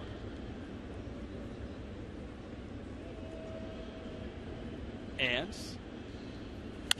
Alan suggests that Justin Bour's nickname should be the Brick Hit House.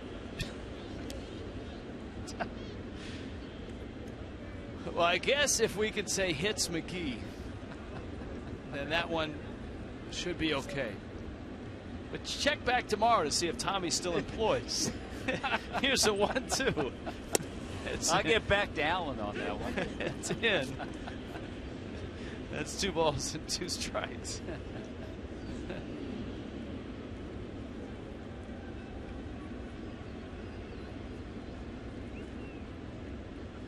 Ernesto has a good one.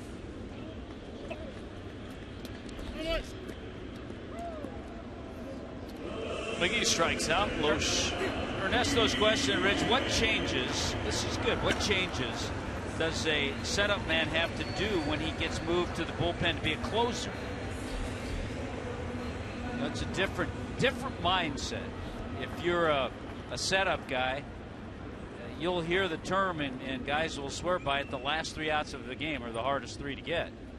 And the closer has to get those last 3 outs. So a lot of it is more the mindset than it is physical.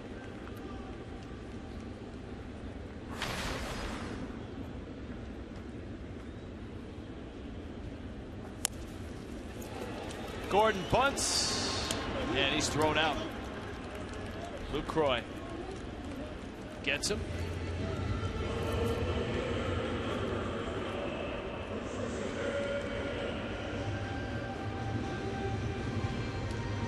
Here comes Yelich.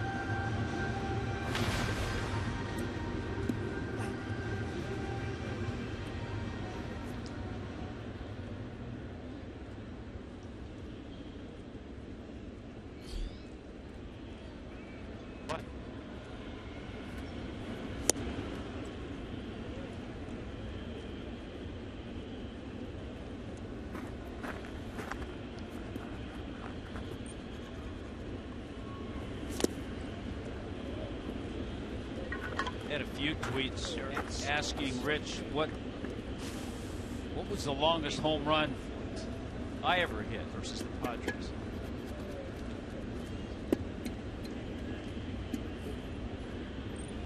Longest home run you ever hit? Yeah, I don't think nobody really thought about distances that much. You didn't hear it that much. Well, there was no hit tracker, there was no StatCast, there was no all of that, but. And trust me, I didn't hit mammoth home runs. Well, that's why sometimes when you hear stories of guys hitting 600-foot home runs and they measured it with the tape,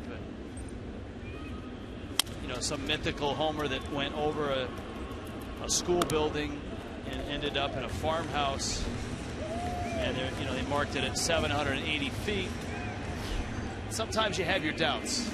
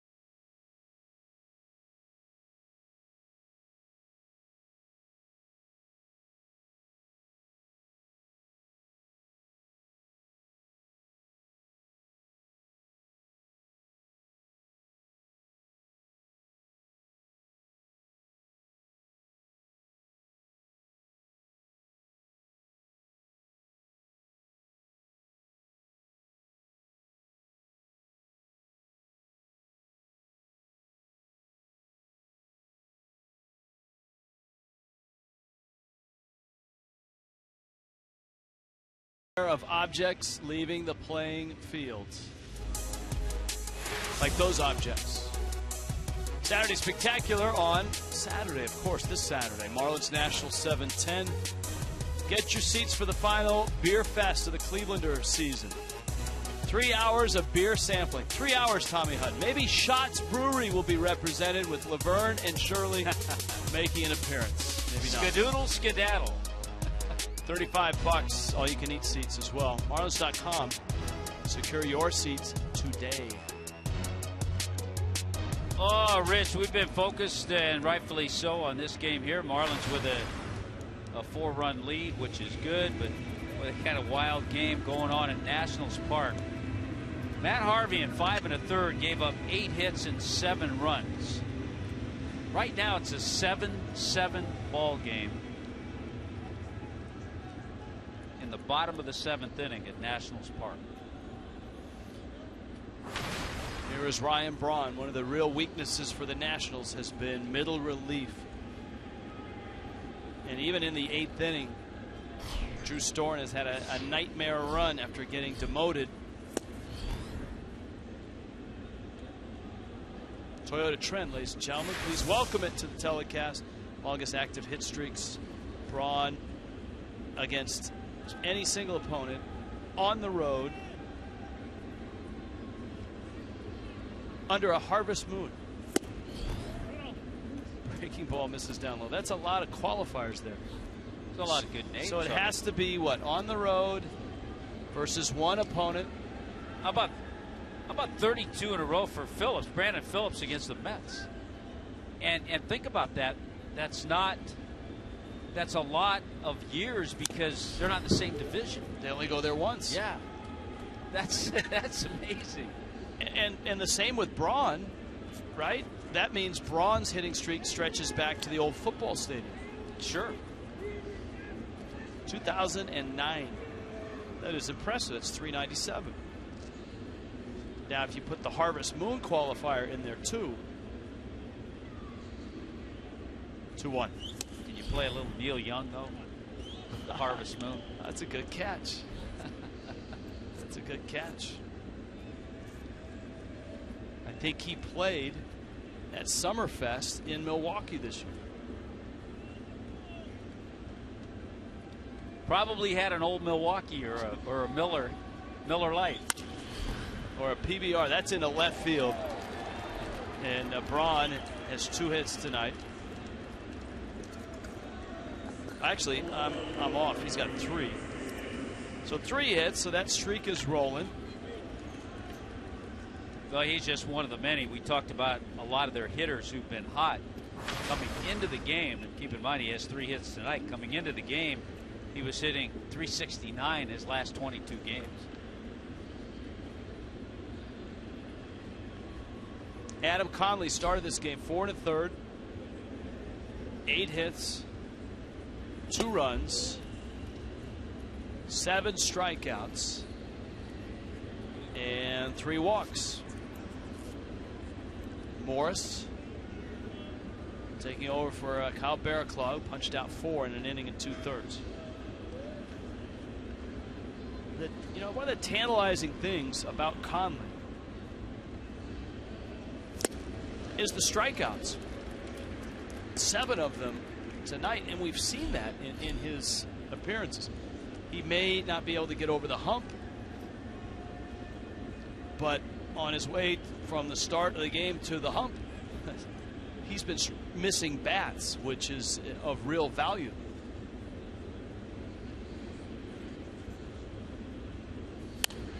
Check swing, bouncer, Bohr spins, thought about it. Braun actually had conceded the throw to second. He had slowed down and was starting to take that emergency exit off the base path. I'm wondering if Justin Bohr had a grip on it, because he did have a play. Watch Braun. And you're right there. I'm not sure he had a good grip on the ball. You don't have to be right at the bag. He doesn't have to wait for the shortstop, in this case Donovan Solano, to get to the bag. But you know what, with a 6-2 lead, make sure you get the out. You don't want to throw one away, open up a big inning.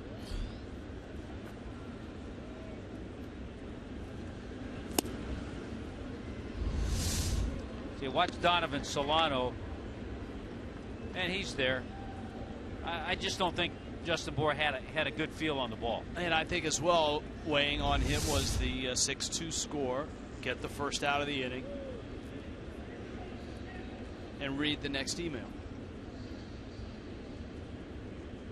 Rogers takes down low.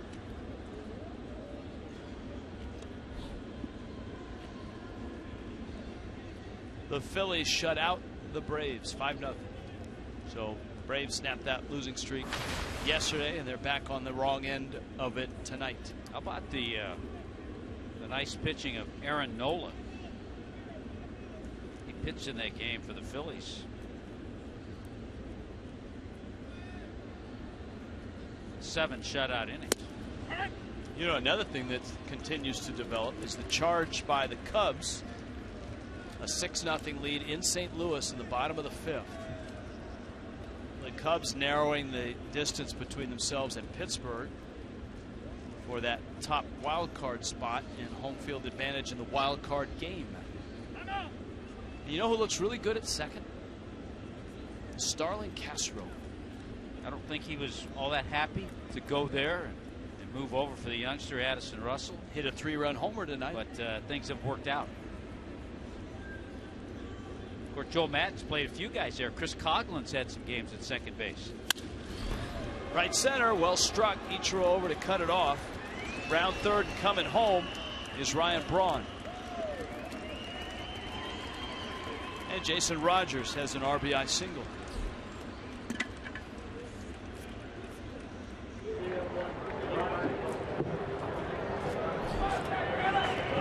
And Chicago's just 2 games behind Pittsburgh now in those wild card standings.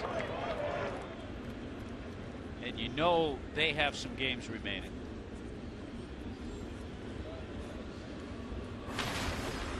Pittsburgh as well, 5.5 behind St. Louis. So if Pittsburgh and Chicago hold their leads, Pittsburgh's 4.5 back and Chicago's 6.5 back in the Central. Domingo Santana takes the ball.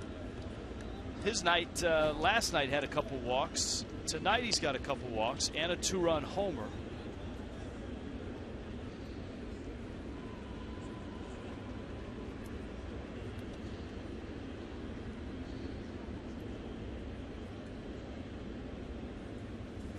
For a big guy who's a free swinger and doesn't hold back, he appears to have pretty good eye, pretty good knowledge at the plate of the strike zone. Emails and tweets you can still get in. foxmarlins@gmail.com.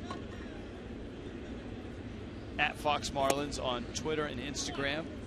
Please make it in the form of a question on Twitter so Tommy doesn't get on you.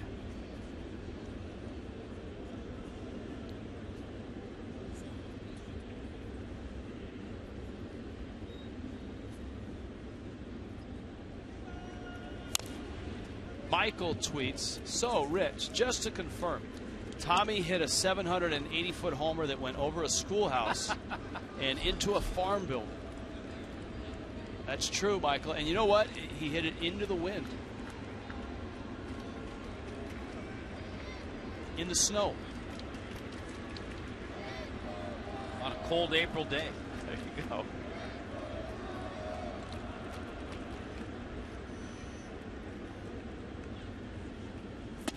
Two misses out.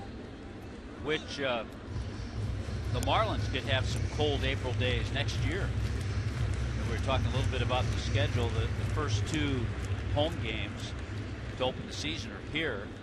But then, right after those 2 games, the Marlins go to Washington and New York.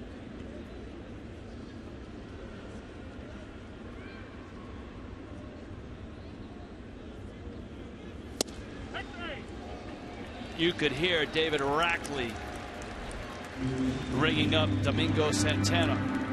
And Santana knew it all the way, too. That's a good slider. Might have to dust mothballs off the sweater vest for next April. Yeah, you might. This is Sardinas.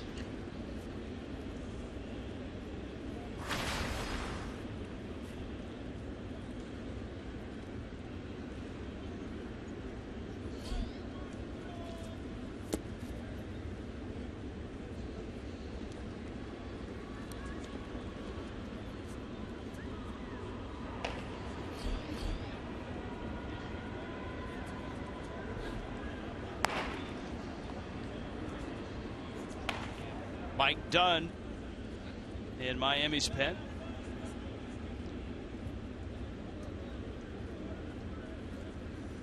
Dan wants to know, Tommy, would you compare Justin Bour to your teammate in Philly and now barbecuer extraordinaire Greg Luzinski? Well, first of all, the Bull, Luzinski, a right-handed hitter. Bour, a lefty. Justin Bour, bigger. Bour's taller. Greg Luzinski, just stocky. Not as tall as Bour.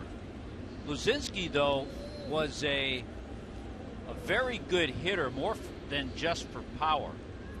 We used to see that in comparison with him and a Mike Schmidt. Mike Schmidt, of course, with 548 career home runs. But Luzinski, a better hitter for average.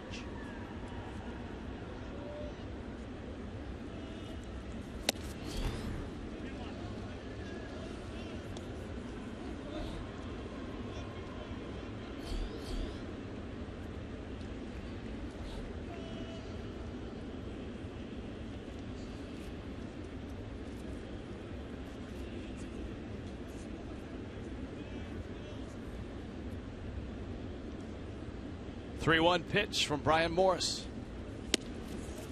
And he walks him. Had a few questions about Paulo.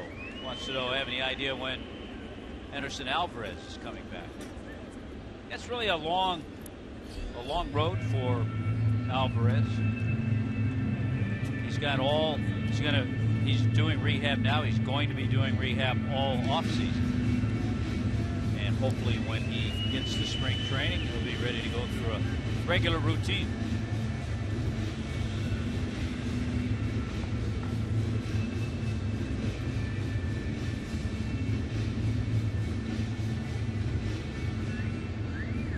(6-3) Marlins on top of the Brewers. Milwaukee has a run here in the 7th.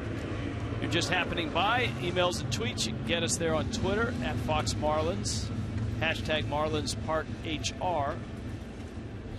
Not human resources, but home runs. That's the topic tonight. And just so happens we've had an inside the Parker from JT Realmuto. He's hit a standard garden variety home run as well to left. So he's got 2 homers.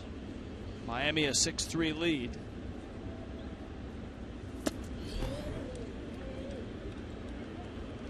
You hate to get it to that point where the Brewers get the tying run to the plate, but they have.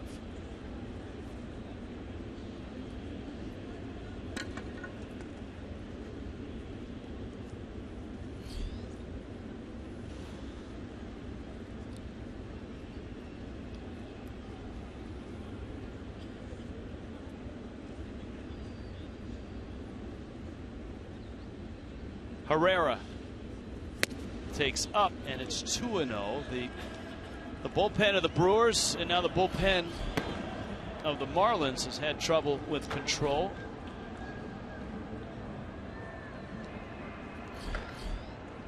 Dunn and Knievel up. Morris the third to work for the Marlins. Conley, Barraclough, and now Morris, Youngman, Jimenez, Loesch for Milwaukee.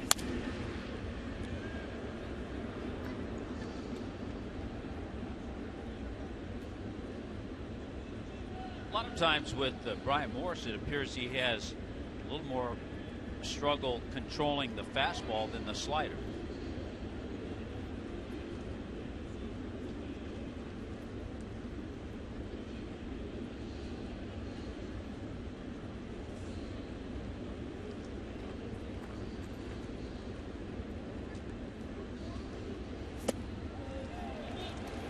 That's a good slider. He buries it. And Herrera went after it.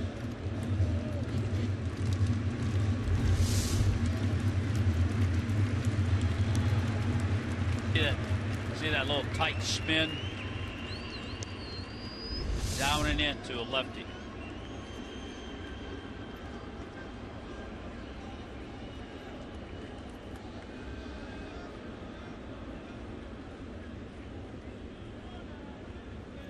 Two. Up the middle into center field. That's a hit. The Brewers have another run. Rogers will score. And suddenly it's a 6-4 ball game.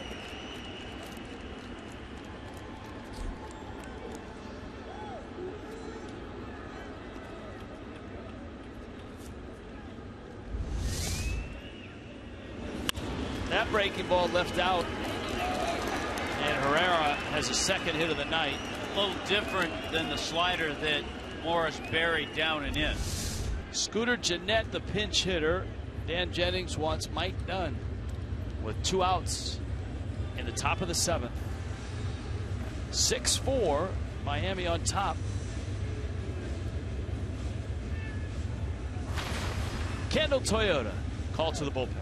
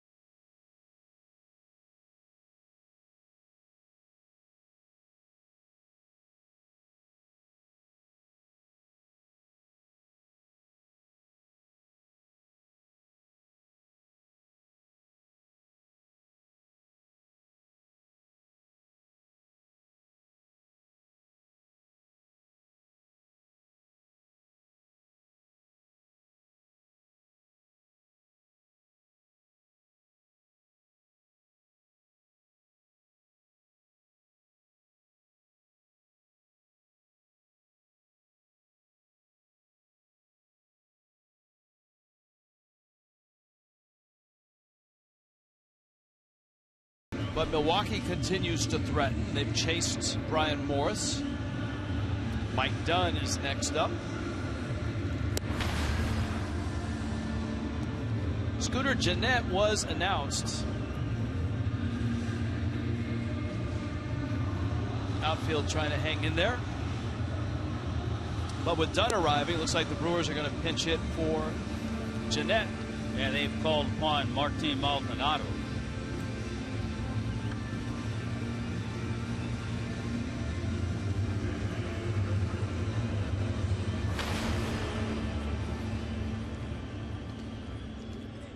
So Maldonado, the backup catcher, gets the at bat against Dunn.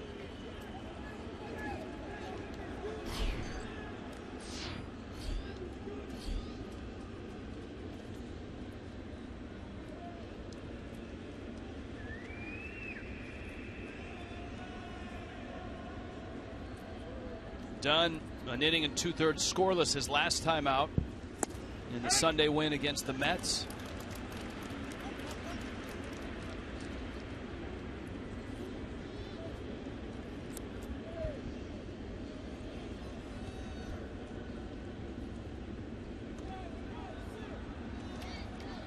At the corners with 2 outs.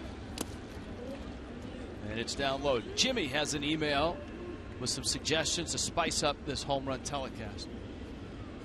Home run trots, fastest, slowest, biggest show off in Marlins Park home run history. I think that night with the Cubs was probably the one, right? Starling Castro early in the series. Junior Lake. Junior Lake.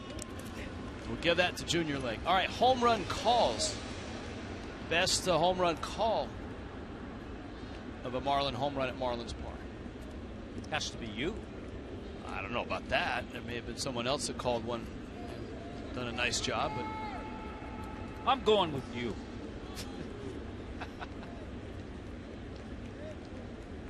1-2.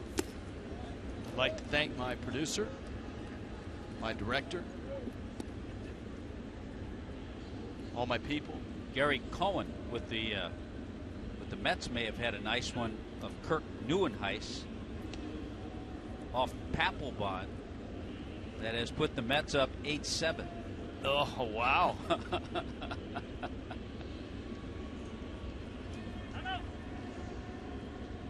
It's not been good. The national relievers, and you should dive into this in your on your iPad tablet with the box score pitch tracking widget thing. National relievers have walked a ton of Mets. I think they walked 6 in the 7th. Little pop. Bohr chasing, and it just eludes his reach.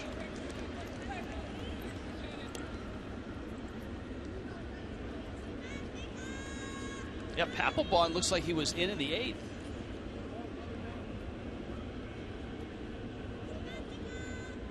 Matt Williams has already used 5 relievers after Jordan Zimmerman went 5 2/3. And the Nationals, Zimmerman walked 1. The rest of the bullpen has walked 6, so they've allowed 7 walks. And so National fans have watched their bullpen give up 7 runs. And now they have to watch Tyler Clippard pitch for the Mets. How do you think that's going to go over? Count is full.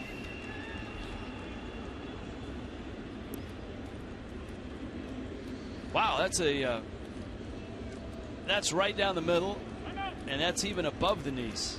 And then the whole Matt Harvey stuff going on happens to be when they're in Washington, and they dealt with the Steven Strasburg stuff a couple of years ago. Runners at the corners. Herrera from first to be on the way. Maldonado waiting on a 3-2 pitch from Mike Dunn. And it's fouled back.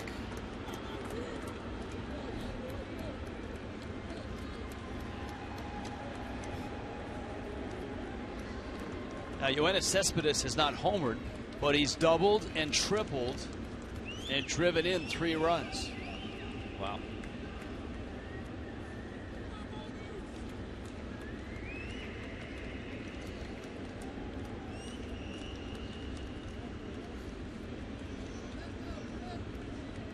Three-two.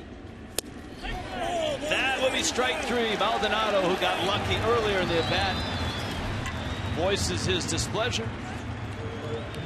That's kind of payback, wasn't it? Pitch 6 was called the ball. Pitch 8 is strike 3. When we come back, longest home run in Marlins Park history.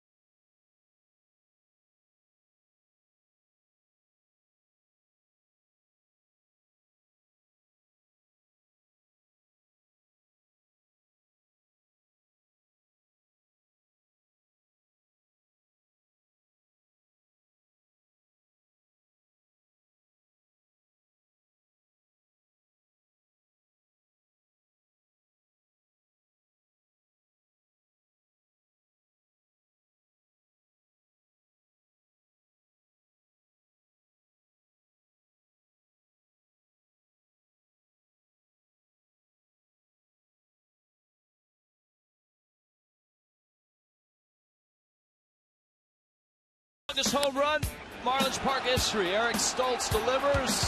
Giancarlo Stanton over the Budweiser bow tie bar.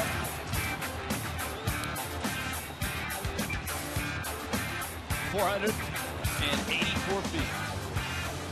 We checked in with Jessica Blaylock out there. Jess? Yeah, Rich, you know when we talk about impressive home runs here at Marlins Park, we're going to mention Giancarlo Stanton a couple times. He hit the longest home run back in 2012, as we just saw. He not only hit the longest home run in 2014, it was the longest home run that has ever been hit here in Marlins Park. Like you mentioned, 484 feet. I'm standing up here by the Budweiser ball because that baseball cleared the Budweiser ball and then landed right over here by the operable wall here at Marlins Park. In fact, you can't even get to the marker for it unless this wall is up. That is how far that ball ended up traveling. And a special night for Stanton. Not only was his aunt in the stands, but his father, Mike Stanton, was there for that home run that night too. Yeah, it was a big night and obviously a long home run.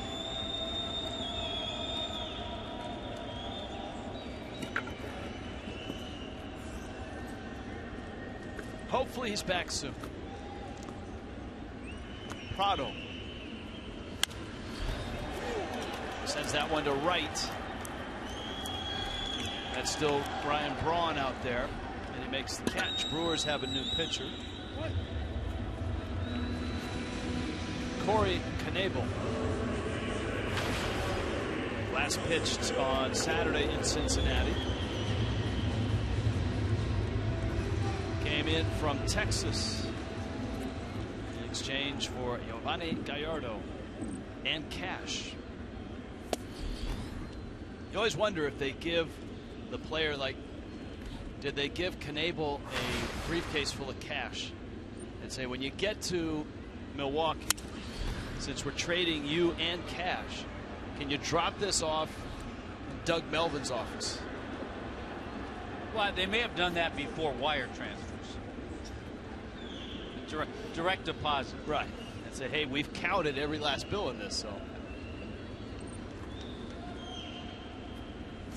Rich, I'm just looking at National fans have to be beside themselves. The Nationals had a 7-1 lead going to the top of the 7th inning.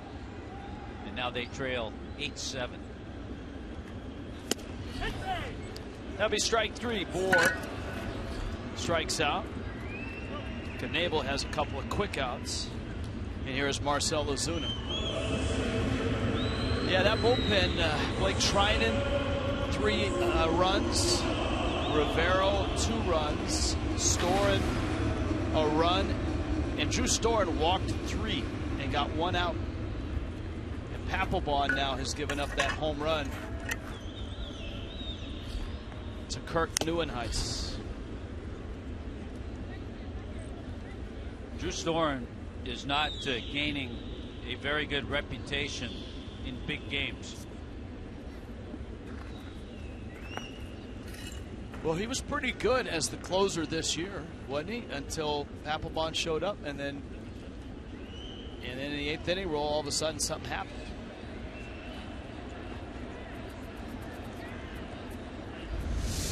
LUCROY got rocked.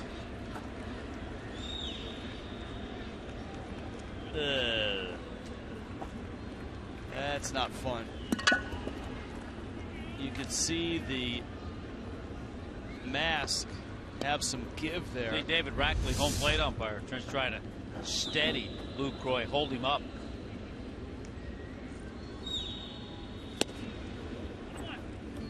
Knebel, a breaking ball, misses in.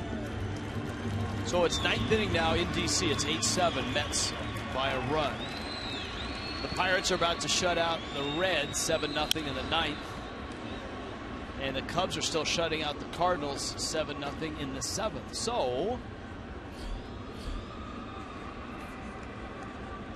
the Pirates closer in the Central, if all the scores hold, than the Nationals are in the East.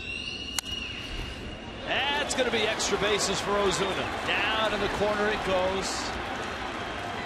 Davis has it. A 2-out double. First hit for Ozuna. And his hit streak now stretches to 6. Boy, brings the hands in. Look how his hands come in on the pitch that was down and in, and then just strokes it past the third baseman, Elian Herrera. That's some quickness there.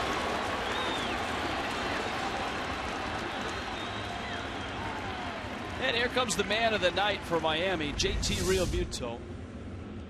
Homered to left in the second, and then an inside the Parker into that Bermuda Triangle in center field. That in the fourth.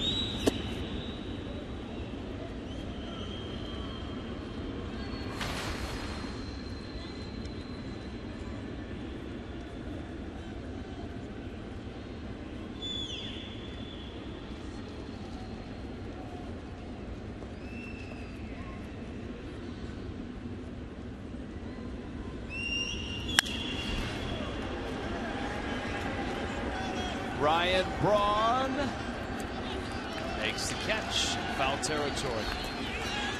And the Marlins done. Ozuna left at second. 6-4 Fish.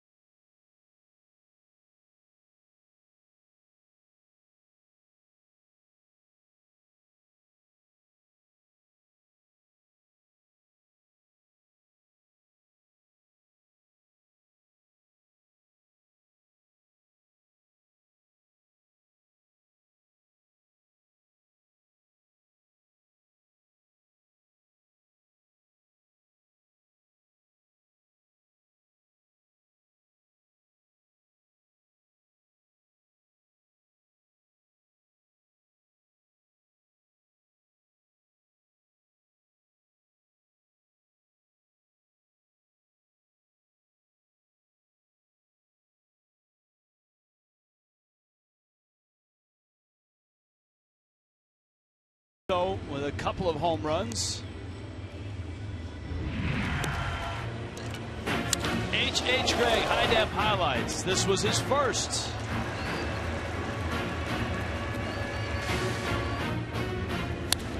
This was number 2. He thought he hit this one out. He just missed, actually. Put it in gear and got the home run anyways.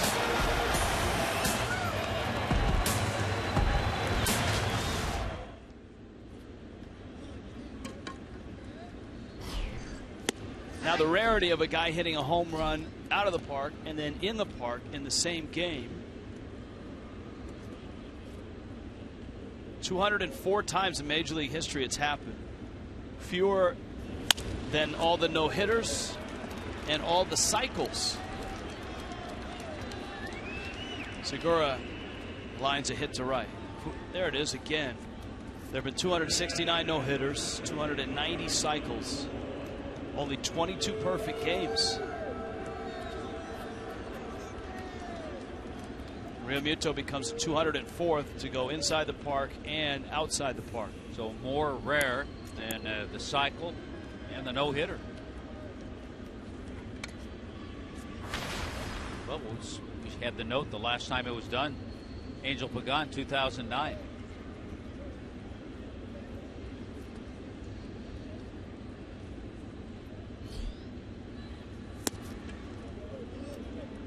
Jonathan Lucroy up. Brian Ellington in Miami's bullpen.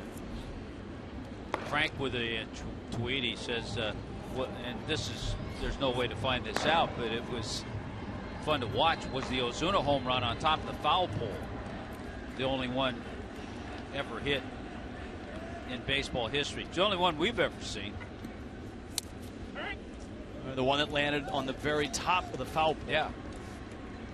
I mean, literally, it bounced on the top of the pole.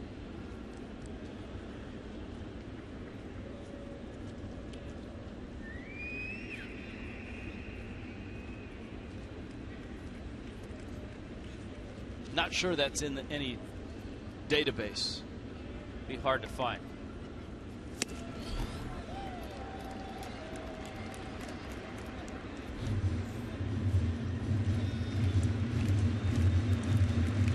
One and two to Jonathan Lucroy.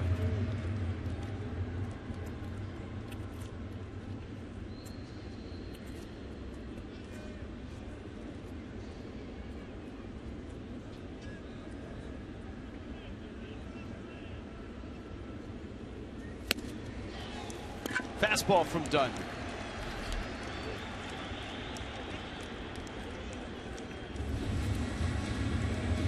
And a strikeout of Lucroy, who's 0 for 4 tonight. Here comes Braun. Bring on the little blue car. There it is. That'll bring you your Chevron starters for tomorrow. Ariel Pena for Milwaukee and Tom Kohler for the Fish. Marlins pitching tonight, Rich, has struck out 14 Brewers.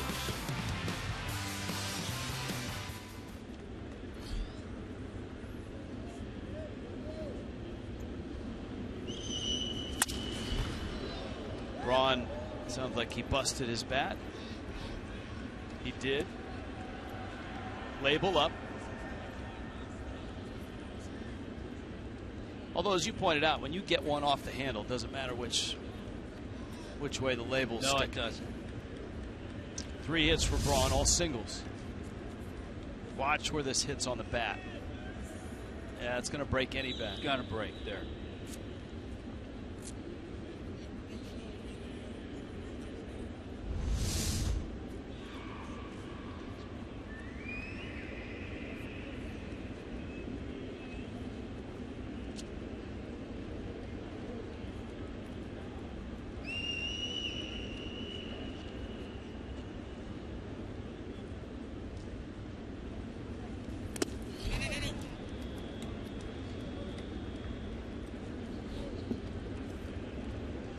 A ball, a strike, and an out in the 8th. You should see my partner Tommy Hutton right now. He is a social media maven. He's got the iPad going with the tweets. He's on his iPhone. I'm trying to find a lot of things here. Looking at scores. Because it's always hard to keep track of the scores when we're trying to keep track of the tweets. So I've got a couple of things going. Phillies ended up beating Atlanta, by the way, 5-0. Aaron Nola is now 6-2 at his ERA at 3.5.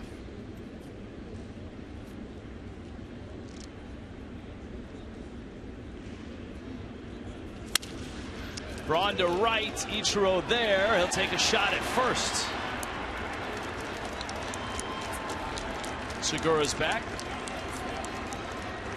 But always fun when Ichiro unloads like that. Well, you know that he had an idea of what he wanted to do with the runner at first base. If the runner at first base slips, gets off a little bit too far, Ichiro's able to double him off. Seeing that glove reminds me of the conversation you and I had with Martin Prado about his glove. Yeah, well, Ichiro's glove is brand spanking new. That looks really new compared to Prado's. He looks like he just took it out of the box or out of the bag. Now, that's Prado's glove. Prado said to us that thing's about 6 to 7 years old.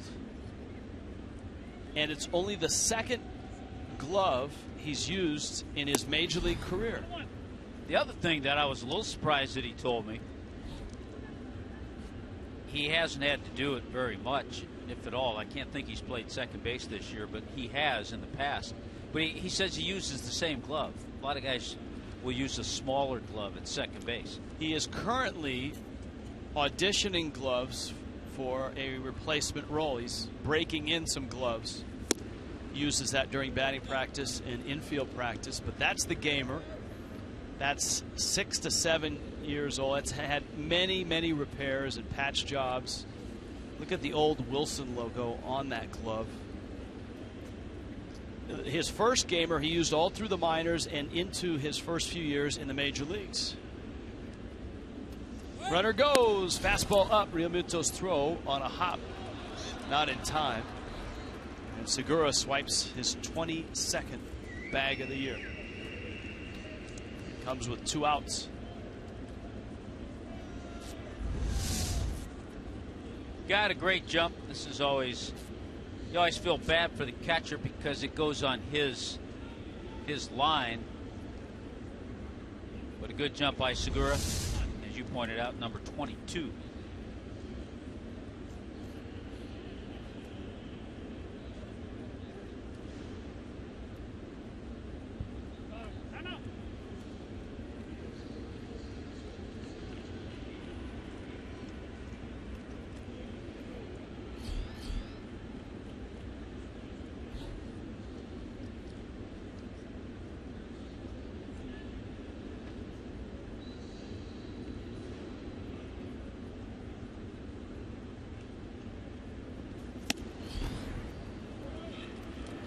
Dunn walks Davis.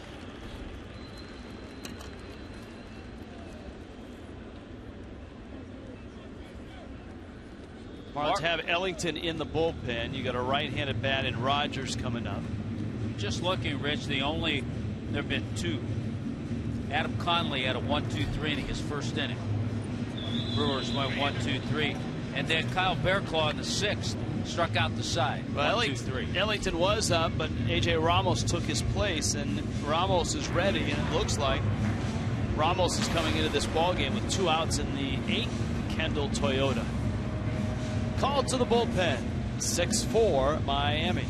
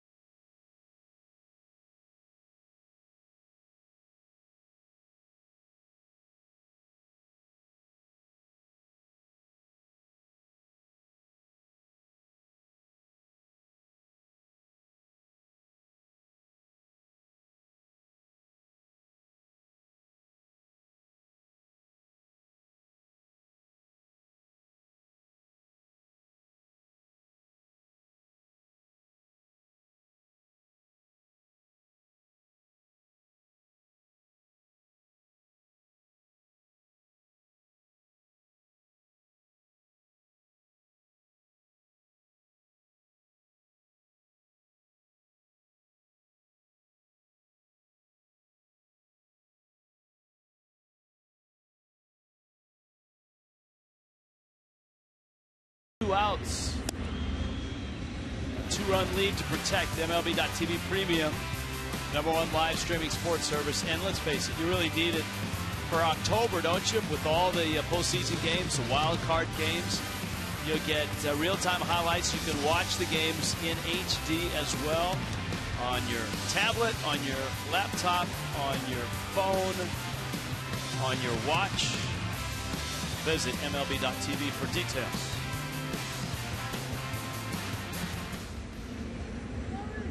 Cole Gillespie, please welcome him to the telecast.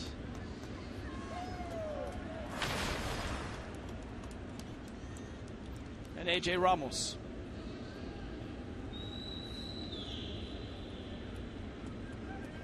The aforementioned Ramos gets Jason Rogers. Base hits his last 2 at-bats. Brewers with a pair of runners on, and Ramos comes in and throws a strike.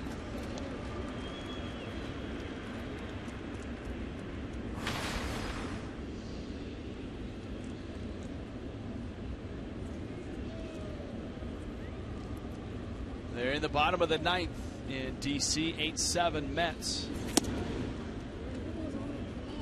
Jury's Familia is in, trying to close it for the Mets on a night where the Nationals bullpen has given up 7 runs.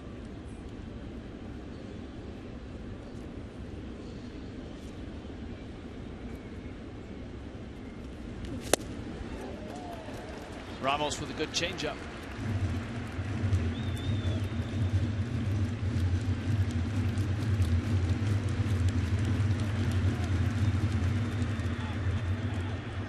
Only one time this year for AJ has he gone more than an inning for a save. Swing and a miss. Well, he's on his way. He gets the strikeout, and it's on to the bottom of the 8th. 6-4.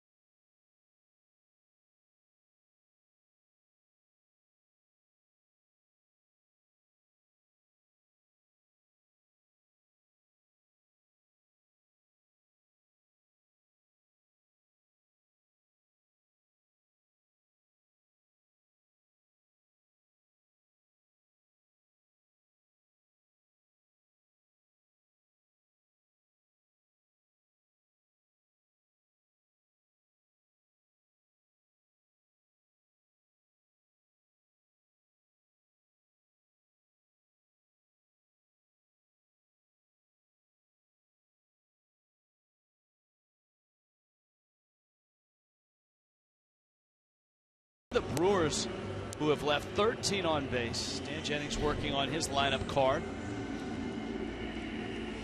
Brewers make a pitching change. Jeremy Jeffress, he'll take over. The Washington Nationals bullpen collapsed tonight, gave up 7 runs, and the New York Mets win 8-7. That is a crushing loss for the Nationals, who now fall 6 back. If they thought last night was a crushing loss, tonight to put the dagger in a little further. When asked last night about fans that left after the 7th inning, Bryce Harper said it was brutal.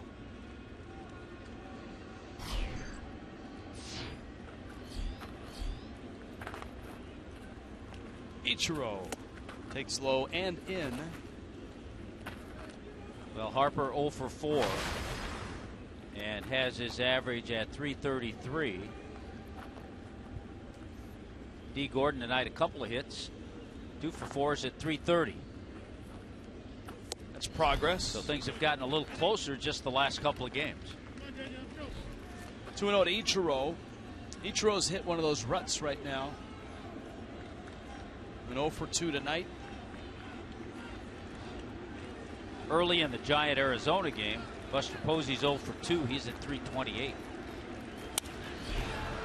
Ichiro hits it hard. Segura on to first. But Ichiro has swung it well. I mean, the ball he hit in the second was almost that same ball, but to the second baseman.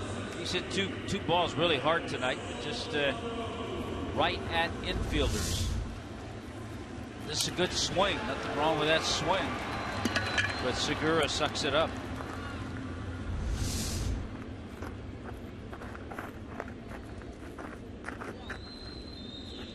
Donovan Solano now. A win tonight for the Marlins would be win number 58.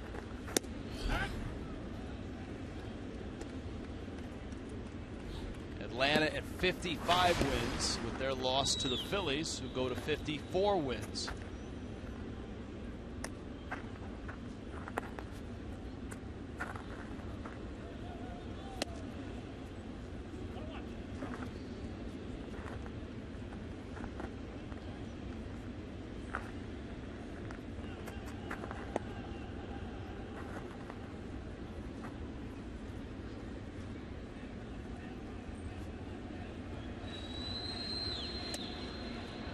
And the 1-1 misses out. Emails and tweets that I think we lost our bandwidth.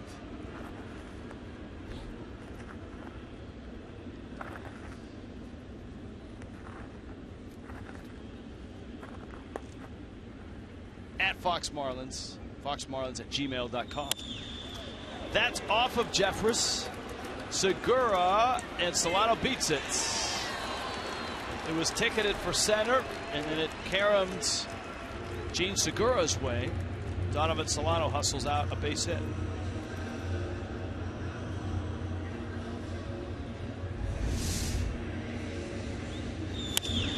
Good job by Donovan Solano, who also has hit a couple of balls pretty well tonight, so this one pays off. A couple of people have tweeted, Rich, and I agree wholeheartedly, talking about home run calls. Your home run call on the Stanton walk-off Mother's Day Grand Slam. Oh, this play's under review, Tommy. The walk-off Stanton Grand Slam on Mother's Day. That was a great call. Well, thanks. Stan did all the work.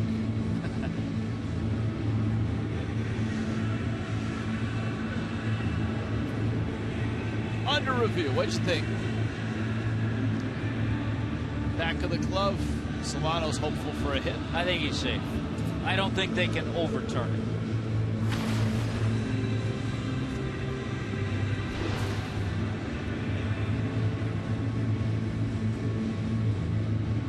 Back of glove there. You can't see foot hit bag. Remember, they can sync different angles up. I think he's out. Here's another look.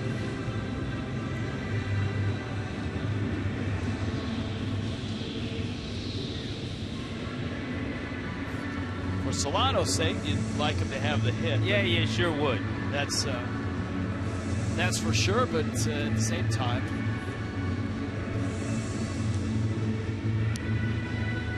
Bob Davidson and Hunter Wendelstedt, the umpire that makes the call, and the crew chief are the ones that gets to put the headsets on. And these guys, this crew, just came from New York, where they were in the command center.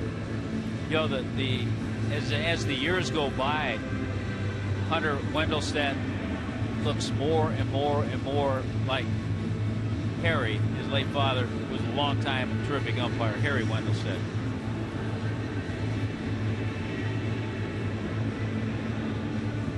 Marlins and Brewers tomorrow night, 6:30 for Marlins Live. 7 o'clock first pitch. Off day on Thursday.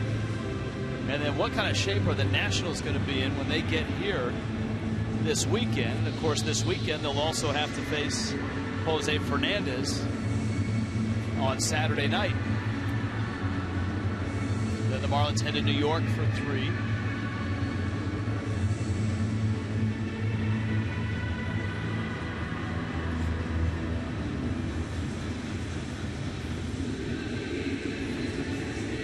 I think there should be a new rule, not to quote Bill Maher, but if it's a 3.5-hour game in the 8th inning, I think replays should be limited to like 30 seconds. Unless it's a huge play at the plate. All right, he got the hit. We figured that out early on. I think it's all my years of watching all the Law and Order shows that I do. That's all I can figure those out. Oh, the recreating the out there? Yeah. Oh, gotcha. All right, call stands means you were right, Mr. Law and Order. There was not enough evidence to overturn the call or confirm it. All those SVU and criminal minds, they have just... Right, so he got off on a technicality. Gillespie's up. That one trickles away. Solano's going to hustle in the second. With one out in the bottom of the 8th. Cole Gillespie came in a double switch. He gets his first at bat of the night. D. Gordon is on deck. We still have, it's amazing, we still are getting a ton of Justin Board nickname suggestions in our emails and tweets. That is bunted. It almost looked like it hit Gillespie, but I guess not.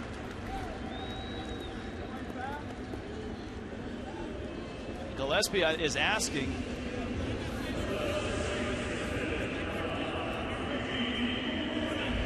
Here's a look. Let's see. Yeah, it did hit him. That's pretty. I mean, look, if I can see it and I'm sitting up here. Because it had a funny direction. Yeah, well, I think. Watch this, right there. I think the umpires should do a smart thing. And he's in the batter's box, so he's not out. They're doing a smart thing. Everyone's going to get together and find out what they saw. Watch his pants. See the pants? Yeah. Put it up on. This is one. I know it's not under. Put it up on the big screen and then tell the umpires, hey guys, check that out up there. But the guy who has the best view is the first base umpire, Bob Davidson. Or you would think the second base umpire, because he someone out looking in that direction, because he can see the ball go in different directions. David Rackley is coming to talk to Dan Jennings and Cole Gillespie.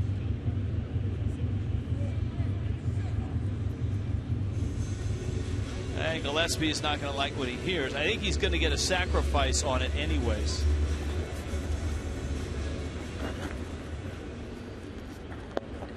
That's not. I'm just baffled how they can miss that. That's not a reviewable play. But there's 3 guys out there. Rackley's behind the plate, but there are 3 other guys that have a straight-on view of that. Gordon knifes one foul. Of course, they don't have Phantom Cam like we do. But still, we both saw it in real time. Yeah.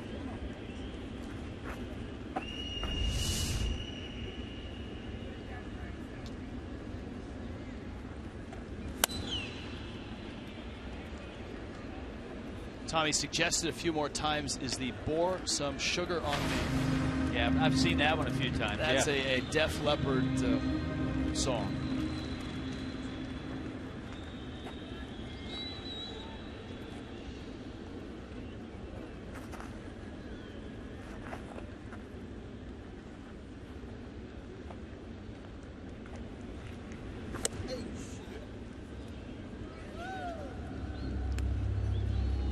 One and two.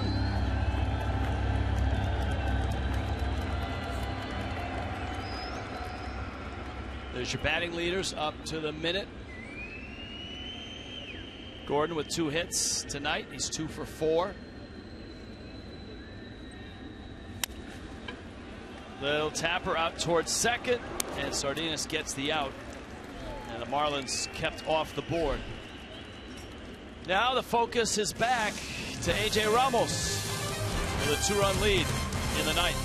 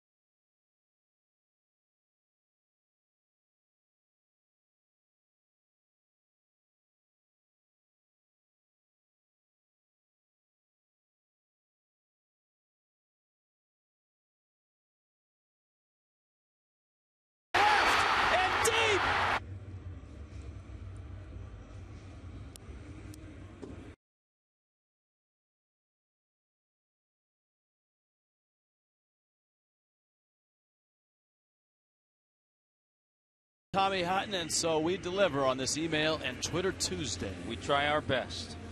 Bags loaded, 2 outs, tie game, 9th inning. Drive the left and deep. Get out of here! Grand slam! Ball game! Walk off! Happy Mother's Day! Light that baby up!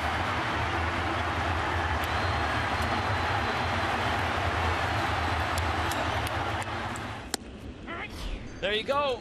Stanton's Mother's Day grand slam walk-off against the Mets. We've been exploring Marlins Park home runs tonight as Domingo Santana stands in to face A.J. Ramos. And for those that have been with us the whole night, you remember the incredible moment in this one when JT Realmuto hit his second homer of the night, and it was an inside the parker. The 209th time in Major League history guys hit an inside the park and an outside the park homer. Ramos thought he had a strike 3 there, and that's why he thought it.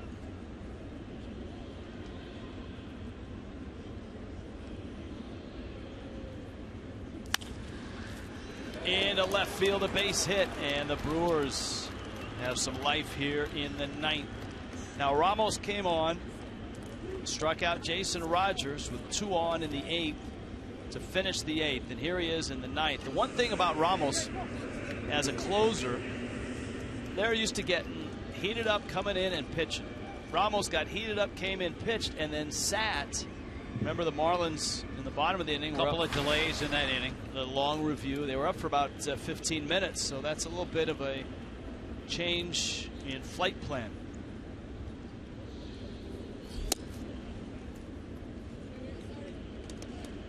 Sardinas, who came in a defensive replacement after a double switch. Boy, the Brewers 15 hits last night and 13 hits so far here tonight.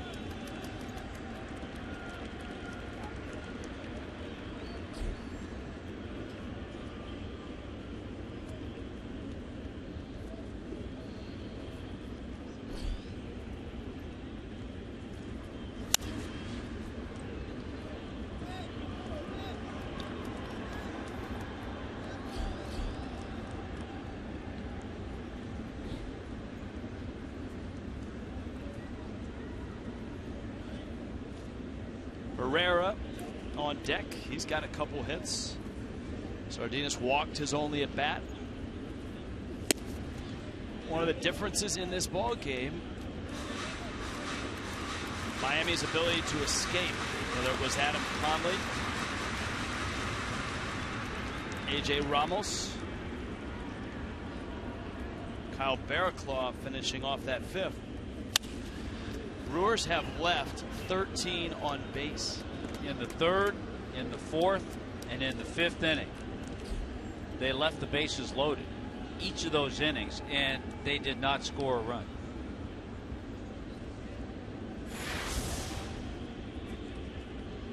Checkers brings you Marlins Live. JT with his 2 homers, clubhouse reaction. And now the count's full. What you don't want to do is get base runners on and then flip the lineup over to Segura, LUCROY, and BRAUN.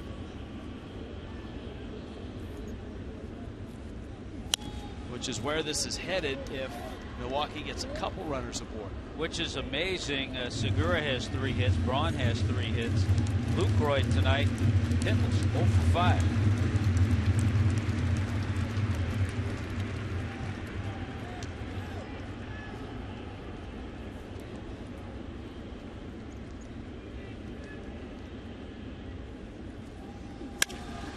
On a hop, Gordon backhand. Solano turns. That's a double play. And a big one.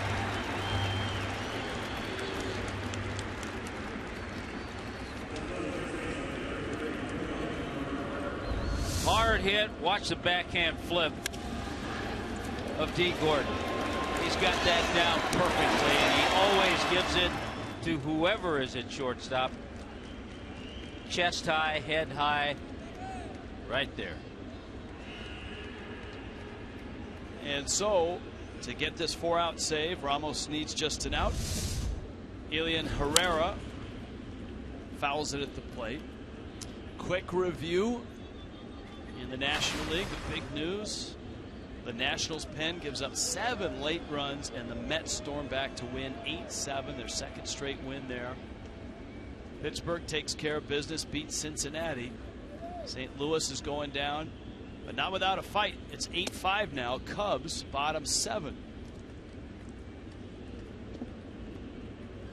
So the Cardinals fighting hard to not give up another game to the Pirates, who could be within 4.5 games if the Cubs beat the Cardinals. Cubs could be within 6.5, believe it or not, with a win. That one fouled at the plate. And for those of you keeping tabs on third place in the division, the Phillies shut out the Braves 5-0. The last time, by the way, for AJ to pick up a save this year with throwing more than 1 inning and a third on May 30th at Citi Field. And he got him. Ramos strikes out Herrera. A long night turns into a good night for Miami. 6-4 win over the Brewers. Big night for JT Realmuto. 2 homers, including an inside the Parker.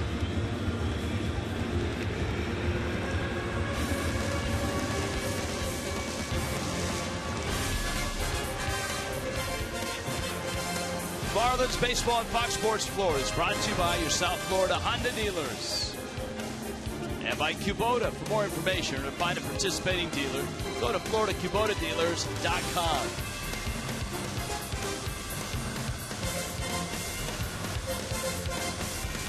Miami evens this series with the Brewers.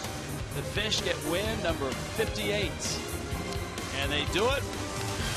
A big night from their catcher, JT Realmuto. 6-4 is the final. Marlins Live, brought to you by Checkers. It's coming up.